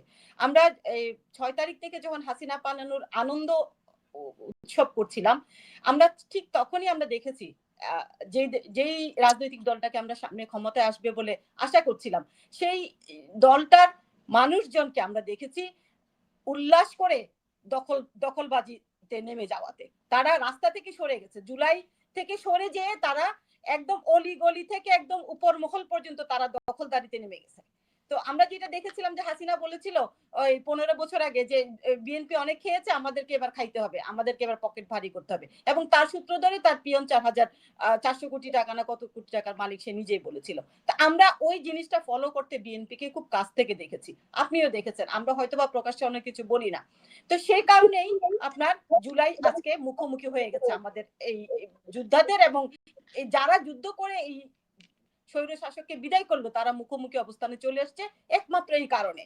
এই চাঁদাবাজি, দখলবাজি এই জিনিসটা থেকে বিএনপি বের হয়ে আসতে পারে নাই। যার ফলে আজকে এই অসহায়ত্ব আমাদের মধ্যে চলে আসছে। আর যেটা বলছি যে আমরা হাসিনাকে তাড়িয়েছি, কিন্তু হাসিনার সিস্টেম তো রয়ে গেছে। এই সিস্টেমটাই পরিবর্তন করবার জন্য ছাত্ররা বলছে যে আমরা সিস্টেম পরিবর্তন করতে হলে আমাদের ন্যূনতম সংস্কার যেগুলো অবশ্যই করতে হবে, সংস্কার করতে হবে এবং বিচার কমপ্লিট করে নির্বাচন দিতে হবে। যার কারণে ইউনূস সাহেবকে বসানো হয়েছে। আর আপনি বলছেন যে মিডিয়া এখনো হাসিনার সিস্টেমের দখলে। আপনি কি মনে করেন যে ইউনূস সাহেবকে যে কারণে আমরা বসিয়েছি ১১ মাসে সেটি করতে পারছেন? ওনার উপদেষ্টা পরিষদে তিনি তাদেরকে পছন্দ করে বসিয়েছেন। আর দে ক্যাপাবল টু ডু দিস? আমি আশা করি এখনো যে ওনারা পারবেন। আশা থাকা ভালো। আশা থাকা হবে, ভালো। ওনাদেরকে এই উদ্দেশ্যে নিয়েই ওখানে বসানো হয়েছে। জি, আশা। ওনারা না করে পিছন ফিরার কোনো সুযোগ নাই। ওনাদেরকে আমাদের করতে হবে। জুলাই প্রক্লেমেশন, জুলাই ঘোষণা দিতে হবে। সংস্কার করতে হবে, চাঁদাবাজদের রুখতে হবে এবং বিএনপি নিজেকে তার চাঁদাবাজ ধরিয়ে দিয়ে প্রমাণ করতে হবে যে এই নেন চাঁদাবাজ, বিচার করেন। এবং ধরেন যে আমি গত বেশ কয়েকটা হচ্ছে ওই স্থায়ী কি বলে এটাকে ঐক্যমত্য কমিশনের মিটিং দেখলাম, মানে মনে হচ্ছে একটা ক্লাউন শো হচ্ছে আর কি। ওইখানে একটা ঠাট্টা মশকরার জায়গায় বসছে, ফাইজলামি করতে বসছে সবাই। তো যাই হোক, এটা নিয়ে আমি একটা কাজ করছি, পরে আসবে সেটা। আশাবাদী আমরা হতে চাই, আমরা আশায় থাকতে চাই ডক্টর ইউনূসের প্রতি আমাদের যে আস্থা ছিল সেই আস্থা। জি। এবং জুলাই যোদ্ধাদেরকে শহীদের মর্যাদা দিতে হবে। আহত নিহত এদের সবাইকে রক্ষা করা আমাদের দায়িত্ব এখন। আমরা হাসিনার সিস্টেমকে পরিবর্তন করতে চাই। পাশাপাশি ধরেন ওই যে কি বলবো এটাকে, মেট্রো রেলের পিলারে গ্রাফিতির চেয়ে জুলাই বিপ্লবের শহীদদের পরিবারদের কি অবস্থা, জুলাই বিপ্লবের আহতদের চিকিৎসার অবস্থা কি, তাদের মানসিক অবস্থা কি, এই জায়গাটা জুলাই গ্রাফিতি ঢেকে দিয়ে এখন বিএনপির পোস্টারে ছেয়ে গেছে। এই গ্রাফিতি ঢেকে দিয়ে তারা পোস্টার লাগাচ্ছে। এই যে পোস্টারিং, এখনো তো আপনার নির্বাচন আসেনি, নির্বাচন আসতে দেন, তারপর দেখবেন দলীয় কোন দলে ওদের কি অবস্থা হয়। এই যে গতকাল যে ঘটনাটা ঘটলো মির্জা আব্বাসের ভাইয়ের গাড়িতে হামলা, এটা কারা করেছে? তাদের অন্তর্দলীয়। দেখবেন তাদের অন্তর কোন দল এমন জায়গায় যেয়ে পৌঁছেছে, বিএনপি নিজেদের মধ্যে নিজেদের মারামারি ওরা ঠেকাইতে পারবে না। আপনি বলছেন সেনাবাহিনী, পুলিশ, কেউ কিছু করতে পারবে না, কারণ ওরা নিজেরাই একজন শাবক হয়ে গেছে। তাদের অবস্থা এতটাই শোচনীয়, তাদের নিজেদের মধ্যে মারামারি কাটাকাটি করতে যেয়ে এই দেশের অনেক বড় ক্ষতি হয়ে যাবে। এটা যদি আসলে 11 মাসের মাথায় এসে আমাদের প্রধান রাজনৈতিক দলগুলো নিয়ে আলোচনা করাটা মানে আমাদের কাছে মানে কেমন যেন লাগে আর কি। মানে কি মানে এই পরিমাণ রক্তের বিনিময়ে যে বিজয়, সেটা আমরা ধরে রাখতে পারছি না। জামাত, বিএনপি, এনসিপি ল্যাংমারামারি চলছে। মানে সবাই এখন ক্ষমতা। আমি ক্ষমতা যাব। এরকম একটা অবস্থা। মানে সম্মিলিত জায়গাটি থেকে সরে গেছে সবাই বলা চলে। মেজর সাফায়েত, আপনার পর্যবেক্ষণ কি? জুলাই বিপ্লবকে আমরা রক্ষা করতে হলে কি করতে হবে? আমরা তো সরকারের মধ্যে অযোগ্যতা, অদক্ষতা তো দেখছি গত 11 মাস ধরে।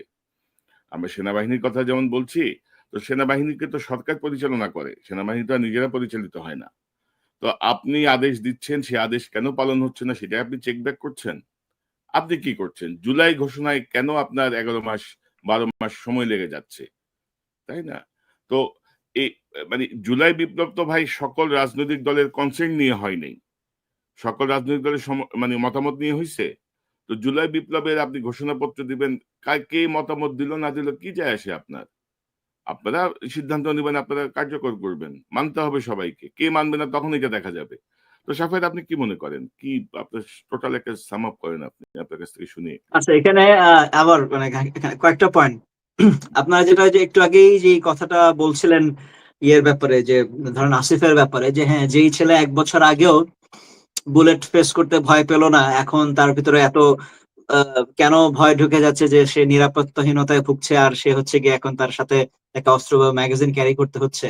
তো দেখেন, এখানে তো ওই যে লর্ড অ্যাক্টনের একটা খুব বিখ্যাত উক্তি আছে, হ্যাঁ, যে power tends to corrupt and absolute power corrupts absolutely. তো যখনই একটা মানুষের ভেতরে এরকম চিন্তা চলে আসবে যে আমাকে তো এখন মানে আই এম বিয়ন্ড অ্যাকাউন্টেবিলিটি, আমাকে এখন জবাবদিহিতা করার মতো কেউ নাই, আমাকে কারো কাছে জবাবদিহিতা করতে হবে না, তো তখনই কিন্তু তার ভিতরে এই ধরনের চিন্তা ভাবনা চলে আসবে। এবং এই যে বাংলাদেশে সবসময় যে একটা একটা আমরা যে দেখে এসেছি না এতগুলো বছর, যে না সবাই খারাপ উনি ভালো, হ্যাঁ, সবাই খারাপ, আওয়ামী লীগের সব এমপি মন্ত্রী সবাই খারাপ, হাসিনা ভালো। এই যে এত বছর কিন্তু আমরা এরকম একটা একটা চিন্তা ভাবনা আমরা সবসময় আমরা এই লাইনের কথাবার্তা, এমনকি সাংবাদিকদের ভেতরও সবাই না সব সমালোচনা করা যাবে, কিন্তু শেখ হাসিনা, শেখ মুজিব ওনারা সকল সমালোচনার ঊর্ধ্বে, শেখ পরিবার সকল সমালোচনার ঊর্ধ্বে। তো এইরকম একটা এটারই হয়তো একটা একটু রিফাইন্ড ভার্সন আমরা দেখছি। হ্যাঁ, পিয়াস খারাপ, কিন্তু পিয়াসের উপদেশটা ভালো, তাকে নিয়ে কিছু বলা যাবে না, তাকে জবাবদিহিতা করা যাবে না।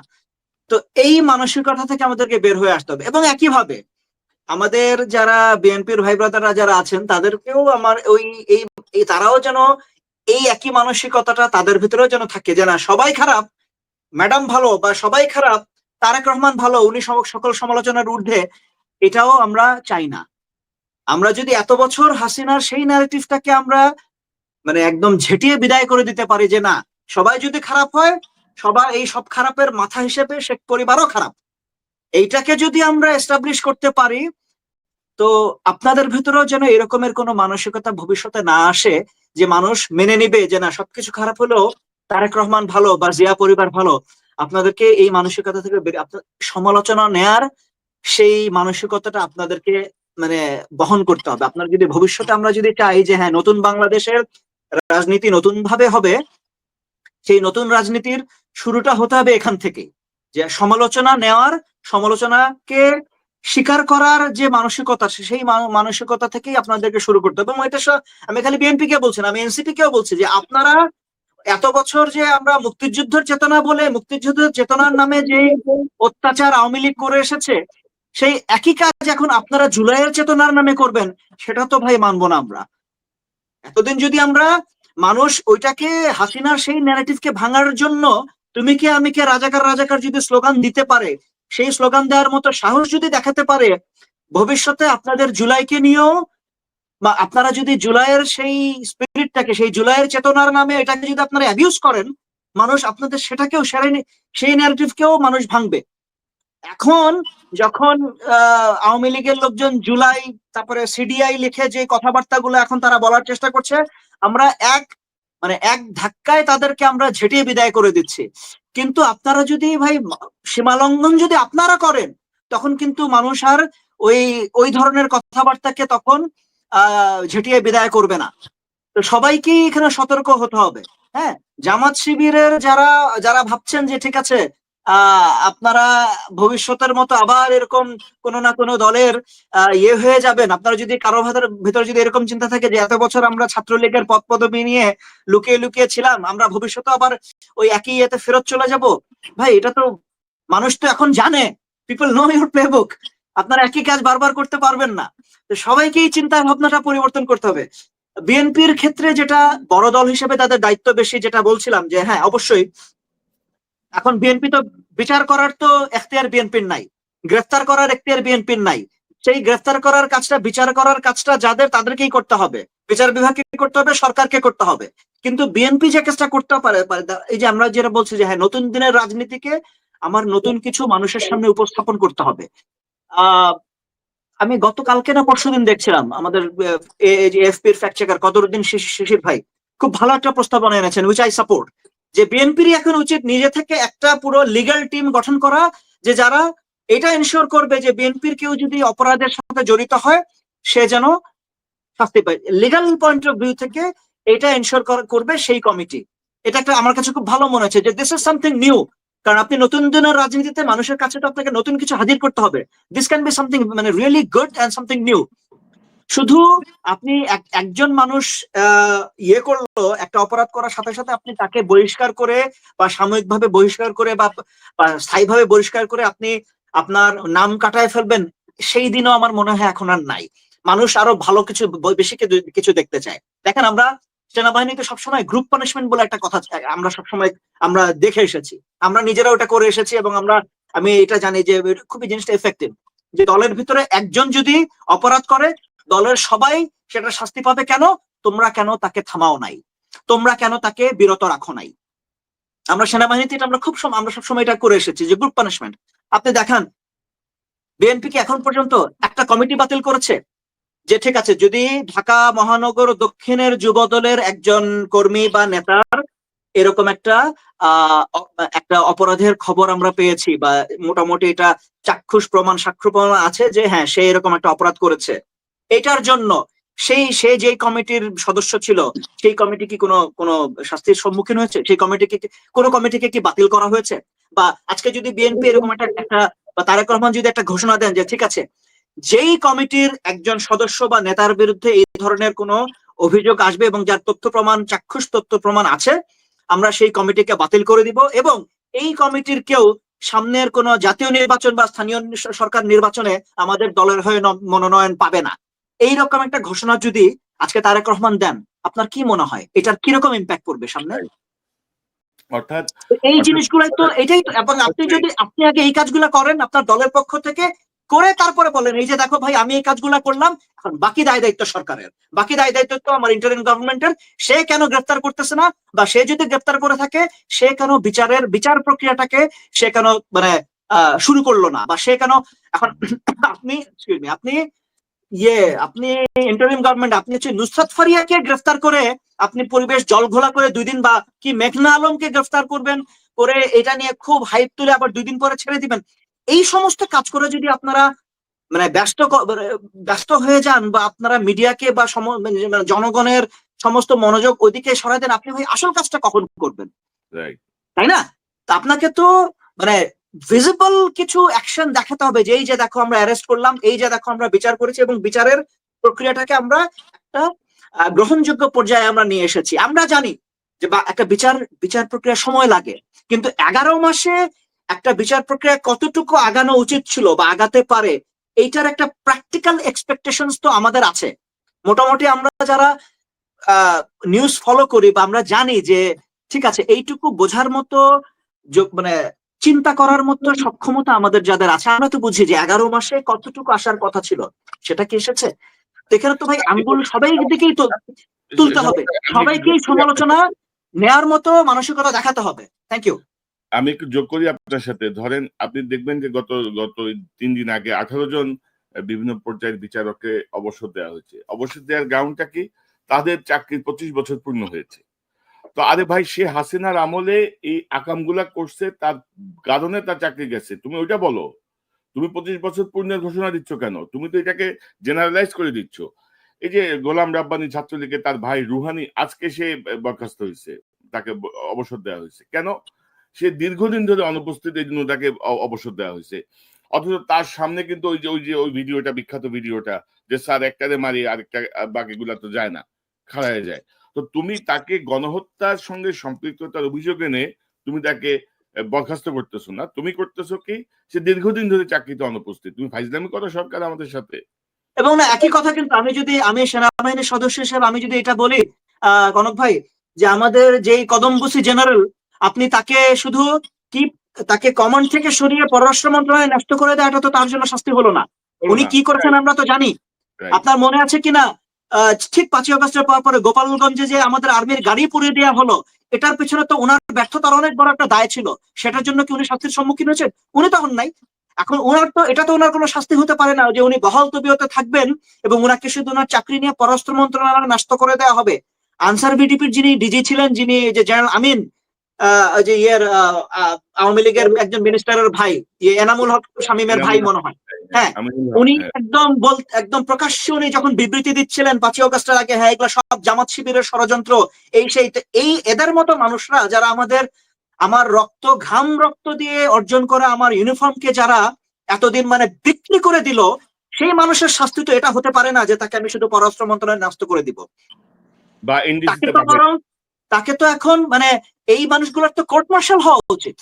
এমনকি তাকে সমস্ত বেনিফিট সহ আপনি যদি বাধ্যতামূলক অবসরও দেন, যে ওনার 25 বছরের চাকরি হয়ে গেছে, বা আমাদের আর্মিতে নর্মালি আমরা যেটা করি যে বাধ্যতামূলক অবসর, আপনি সমস্ত বেনিফিট সহ আপনি বাধ্যতামূলক, সেটাও তো তার জন্য মানে দ্যাট ইজ নট পানিশমেন্ট মানে গুড এনাফ ফর হিম।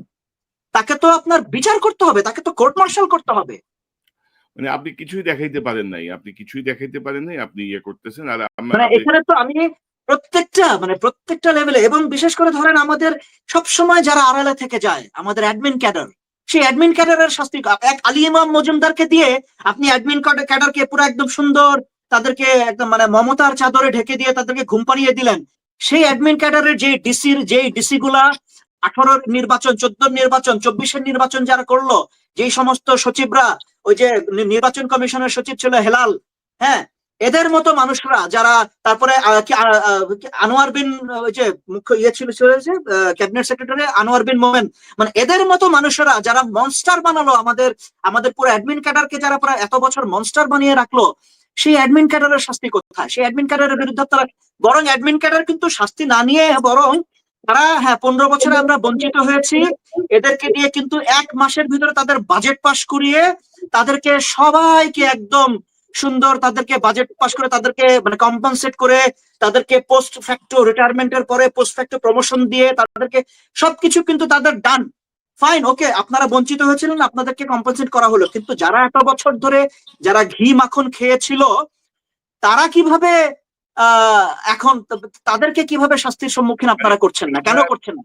হাসিনার অনুগত এখনো 32 জন সচিব এখনো দায়িত্ব পালন করছে, তাদের ব্যাপারে সরকারের কোনো মাথা ব্যথা নাই। তো এই হচ্ছে অবস্থা, এই হচ্ছে ব্যর্থতা। অর্থাৎ ডক্টর ইউনূসের মোটিভেশনাল স্পিচ আমরা শুনতে আমার কান ঝালাপালা হয়ে গেছে, আমি বিরক্ত বলা চলে। না আমি শুধু আরেকটা কথা বলি, ধরেন আমাদের ধরেন বিজিবির মতো মানুষরা যারা এতগুলো বছর আমাদের, ধরেন ক্যাসিনো জেনারেল ছিলেন একজন, মনে আছে না? মনে আছে, হ্যাঁ, তামিম, সেই জেনারেল শাফিন, ইনাদের মতো মানুষরা, বা ধরেন এই যে যারা ডিজিএফআই এর যে সমস্ত জেনারেলরা যাদেরকে পালিয়ে যেতে দেওয়া হলো, হ্যাঁ, লেফটেন্যান্ট জেনারেল মুজিবকে পালিয়ে যেতে দেওয়া হলো, বা এমনকি সর্বশেষ ইয়েতেও আপনি সবসময় আমরা কমন রেসপন্সিবিলিটির কথা বলি, যে একজন অফিসারকে দেখা যাচ্ছে প্রকাশ্যে উনি গুলি করছেন আন্দোলনকারীদের উদ্দেশ্যে, তো সেটার কমন রেসপন্সিবিলিটি হিসেবে আমাদের বিজিবি কি, উনি তো এখন পর্যন্ত 11 মাস উনি তো বহাল তবিয়তে আছেন, ওনাকে কি একটা বারের জন্য কেউ প্রশ্ন করেছে? ওনাকে বিচারের সম্মুখীন করা দূরের কথা, উনি কি একটা বারের জন্য কেউ ওনাকে প্রশ্ন করেছে যে where was your common responsibility? আপনাকে কেন মানে দায়বদ্ধতার মানে আপনাকে কেন মানে দায় এটার আপনি নিবেন না, যে আপনার আন্ডারে একজন অফিসার মানে এভাবে প্রকাশ্যে জনতার উদ্দেশ্যে গুলি করছিল, কেন আপনি মানে সেটার জন্য আপনাকে দায়বদ্ধ করা হবে না? কেউ কি তাকে কোনোদিন এই প্রশ্নটা করেছে? উনি তো প্রায় প্রেস কনফারেন্সে আসেন। কনক ভাই, আপনাকেই প্রশ্ন করবো, আপনার যারা সাংবাদিক ভাই ব্রাদাররা যারা আছেন, উনি যখন প্রেস কনফারেন্স করেন, কেউ কি ওনাকে প্রশ্ন করেছে যে জেনারেল কেন, why you will not be answerable to it? Safayet, very unfortunately ধরেন অনেক কিছুই হচ্ছে না, অনেক কিছুই হয় নাই, এবং ধরেন যে যারা প্রকাশ্যে গুলি করে মানুষ মেরেছে, যারা অর্ডার দিয়েছে, তারাই তো এখনো ক্ষমতায়, বুঝছেন না? তো এগুলো নিয়ে কাজ চলছে, আরো কিছু বিষয় হয়তো সামনে আসবে। আমাদেরও ধৈর্যের বাঁধ ভেঙে যাচ্ছে ক্রমশ। ডক্টর ইউনূস নোবেল বিজয়ী একজন সম্মানিত মানুষ, তার ওই জায়গা আর চিফ অ্যাডভাইজার হিসেবে তার যে অবস্থান, এই দুইটা জায়গা ভিন্ন জায়গা। মানে ওই ইউনুস আর এই ইউনুসকে আমি এক করে দেখবো না।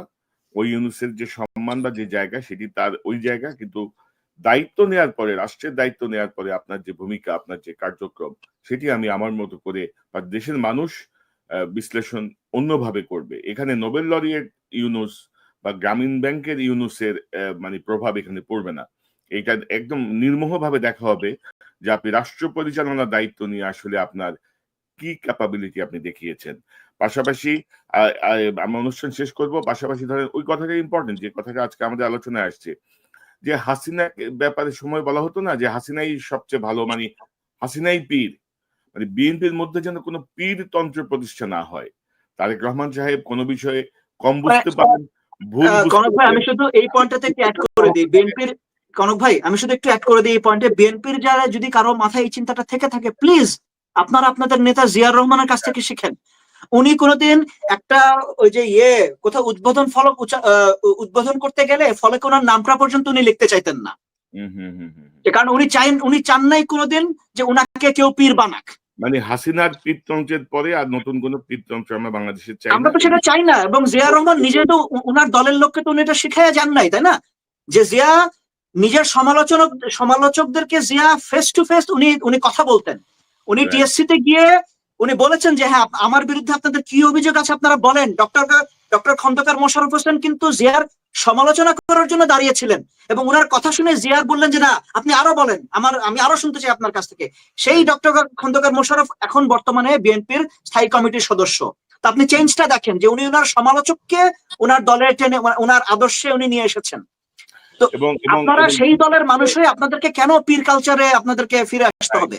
এবং গুরুত্বপূর্ণ বিষয় যেটি আমার মনে হয় যে ফলো করা উচিত, যেটি আপনি বললেন আলোচনায় আসলো, যে বহিষ্কারে যেহেতু কাজ হচ্ছে না, এখন ওইটা একটা পদ্ধতি হতে পারে যে কোনো জেলায়, কোনো উপজেলায়, কোনো থানায় যদি কোনো কমিটির লোক বা কোনো বিএনপির কেউ যদি কাজটা করে, যেটা গ্রুপ পানিশমেন্ট, যে ওই এলাকার কমিটি বিলুপ্ত করা হবে এবং তারা পরবর্তীতে আর কোনো সুযোগ পাবে না। আমার মনে হয় যে আরো কঠোরতায় যাওয়া উচিত।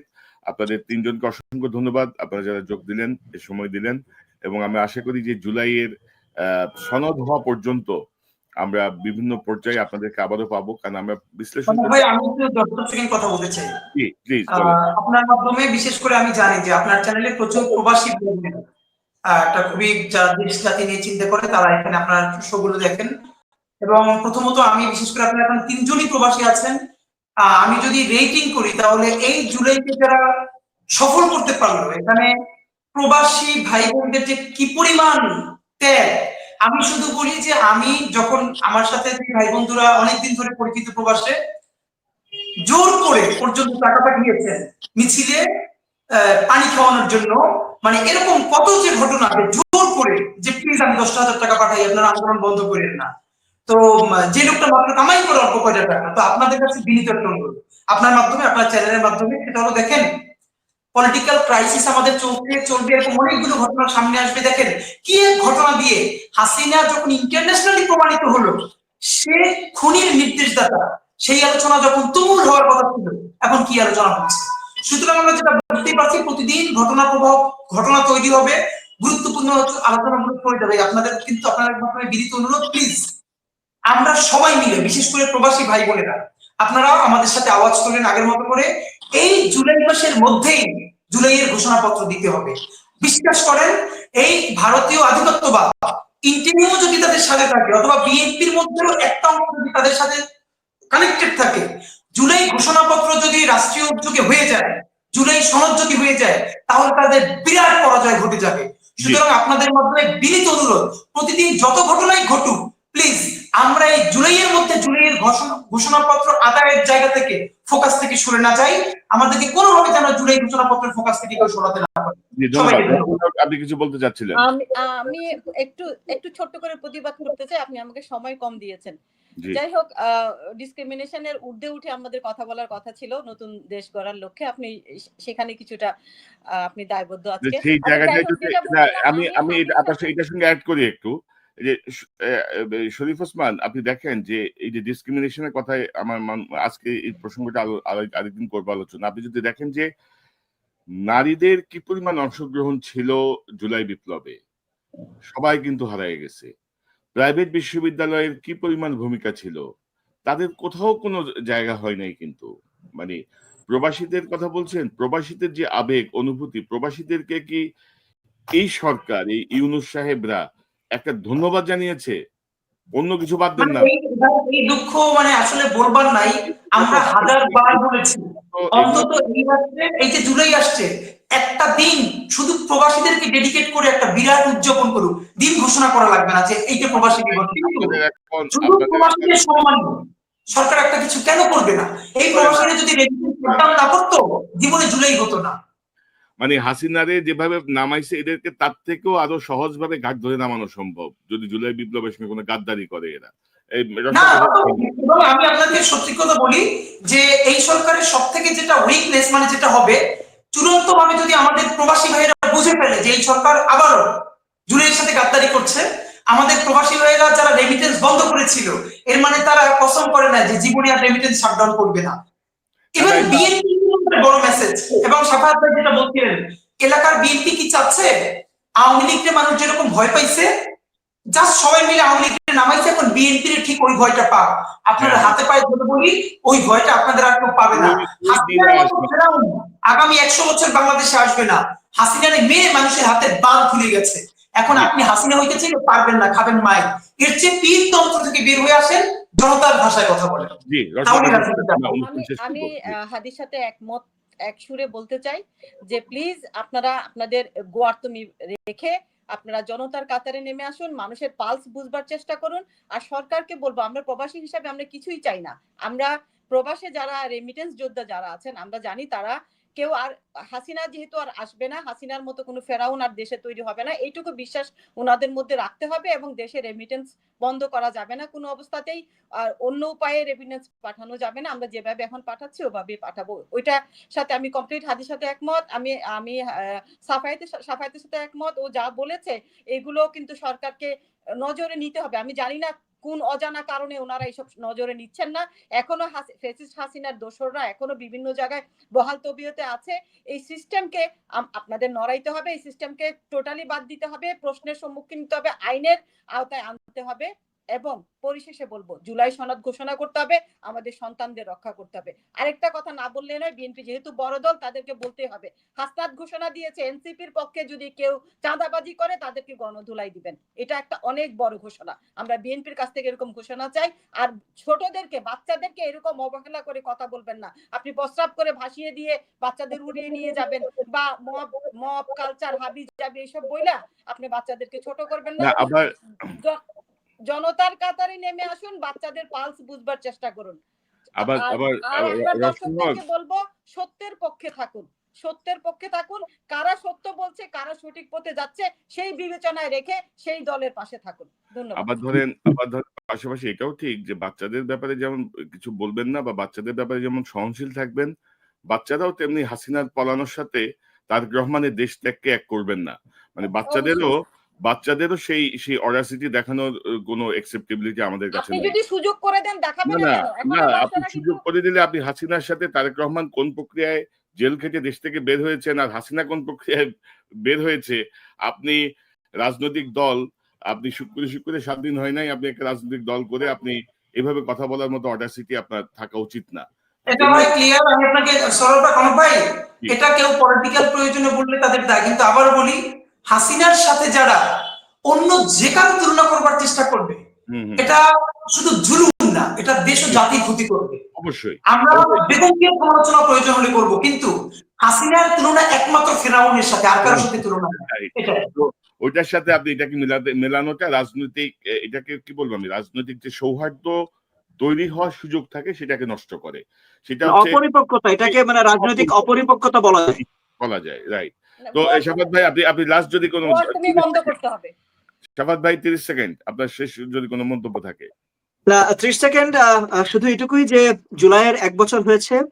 আমরা দেখেন, জুলাইয়ের সবচেয়ে বড় আমাদের যে অর্জনটা ছিল সেটা হচ্ছে ঐক্য। ওখানে কোনো ডান বাম ছিল না, কোনো ইমাম আর নাস্তিক ছিল না, ওখানে ছিল ঐক্য।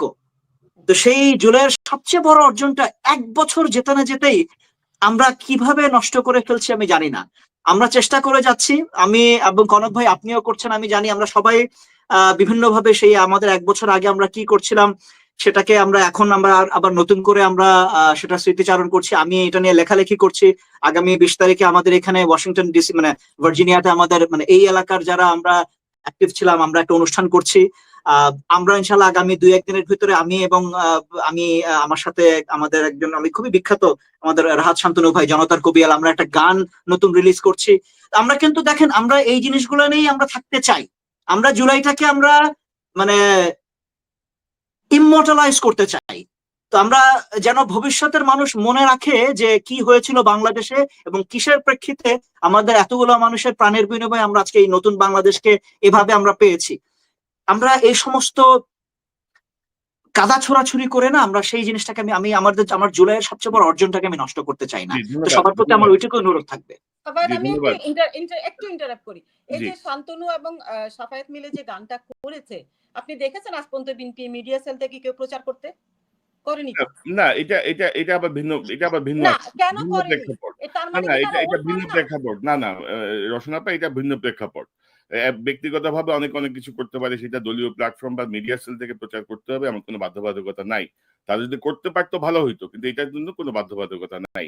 তো আপনাদের 3 জনকে অসংখ্য ধন্যবাদ আজকে যোগ দেওয়ার জন্য। নিশ্চয়ই আমরা আবারও নিকট ভবিষ্যতে আলোচনায় বসবো।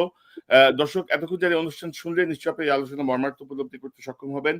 ঐক্য ধ্বংস হয়ে গেছে, যে ঐক্যে জুলাই বিপ্লব দাঁড়িয়েছিল। এবং আজকেও পত্রিকা সংবাদ শিরোনামে দেখলাম যে 12 দিনে 13,000 কোটি টাকা রেমিটেন্স গেছে। কেউ যদি বাংলাদেশের এই জুলাই বিপ্লবকে ব্যাহত করতে চায়, আমার ধারণা প্রবাসীরা আবারও রুখে দাঁড়াবে। কে কত মহান এত কিছুর দিকে তারা তাকাবে না। জুলাই বিপ্লবকে ব্যাহত করার কোনো প্রচেষ্টাকেই কোনোভাবেই মেনে নেওয়া হবে না, কোনোভাবেই ঘটতে দেওয়া হবে না। আর বিএনপি, জামাত, এনসিপি বা অন্যান্য রাজনৈতিক দলের মধ্যে যদি অনৈক্য বা ল্যাং মারামারি চলতে থাকে, তাহলে আওয়ামী লীগ এবং তার অনুসারীরা আবারও মাথাচাড়া দিয়ে উঠবে। যদিও তারা সুবিধা করতে পারবে না, কিন্তু আমরা চাই না এই পরাজিত শক্তি আবারও মাথাচাড়া দিয়ে উঠে কোনো একটা বিশৃঙ্খল পরিবেশ সৃষ্টি করুক। দর্শক এই চ্যানেলটি সাবস্ক্রাইব করে আমাদের পাশে থাকুন, এই চ্যানেলের মেম্বারশিপ নিয়ে আমাদের পাশে থাকুন। আবারও দেখা হবে ইনশাল্লাহ। আসসালামু আলাইকুম।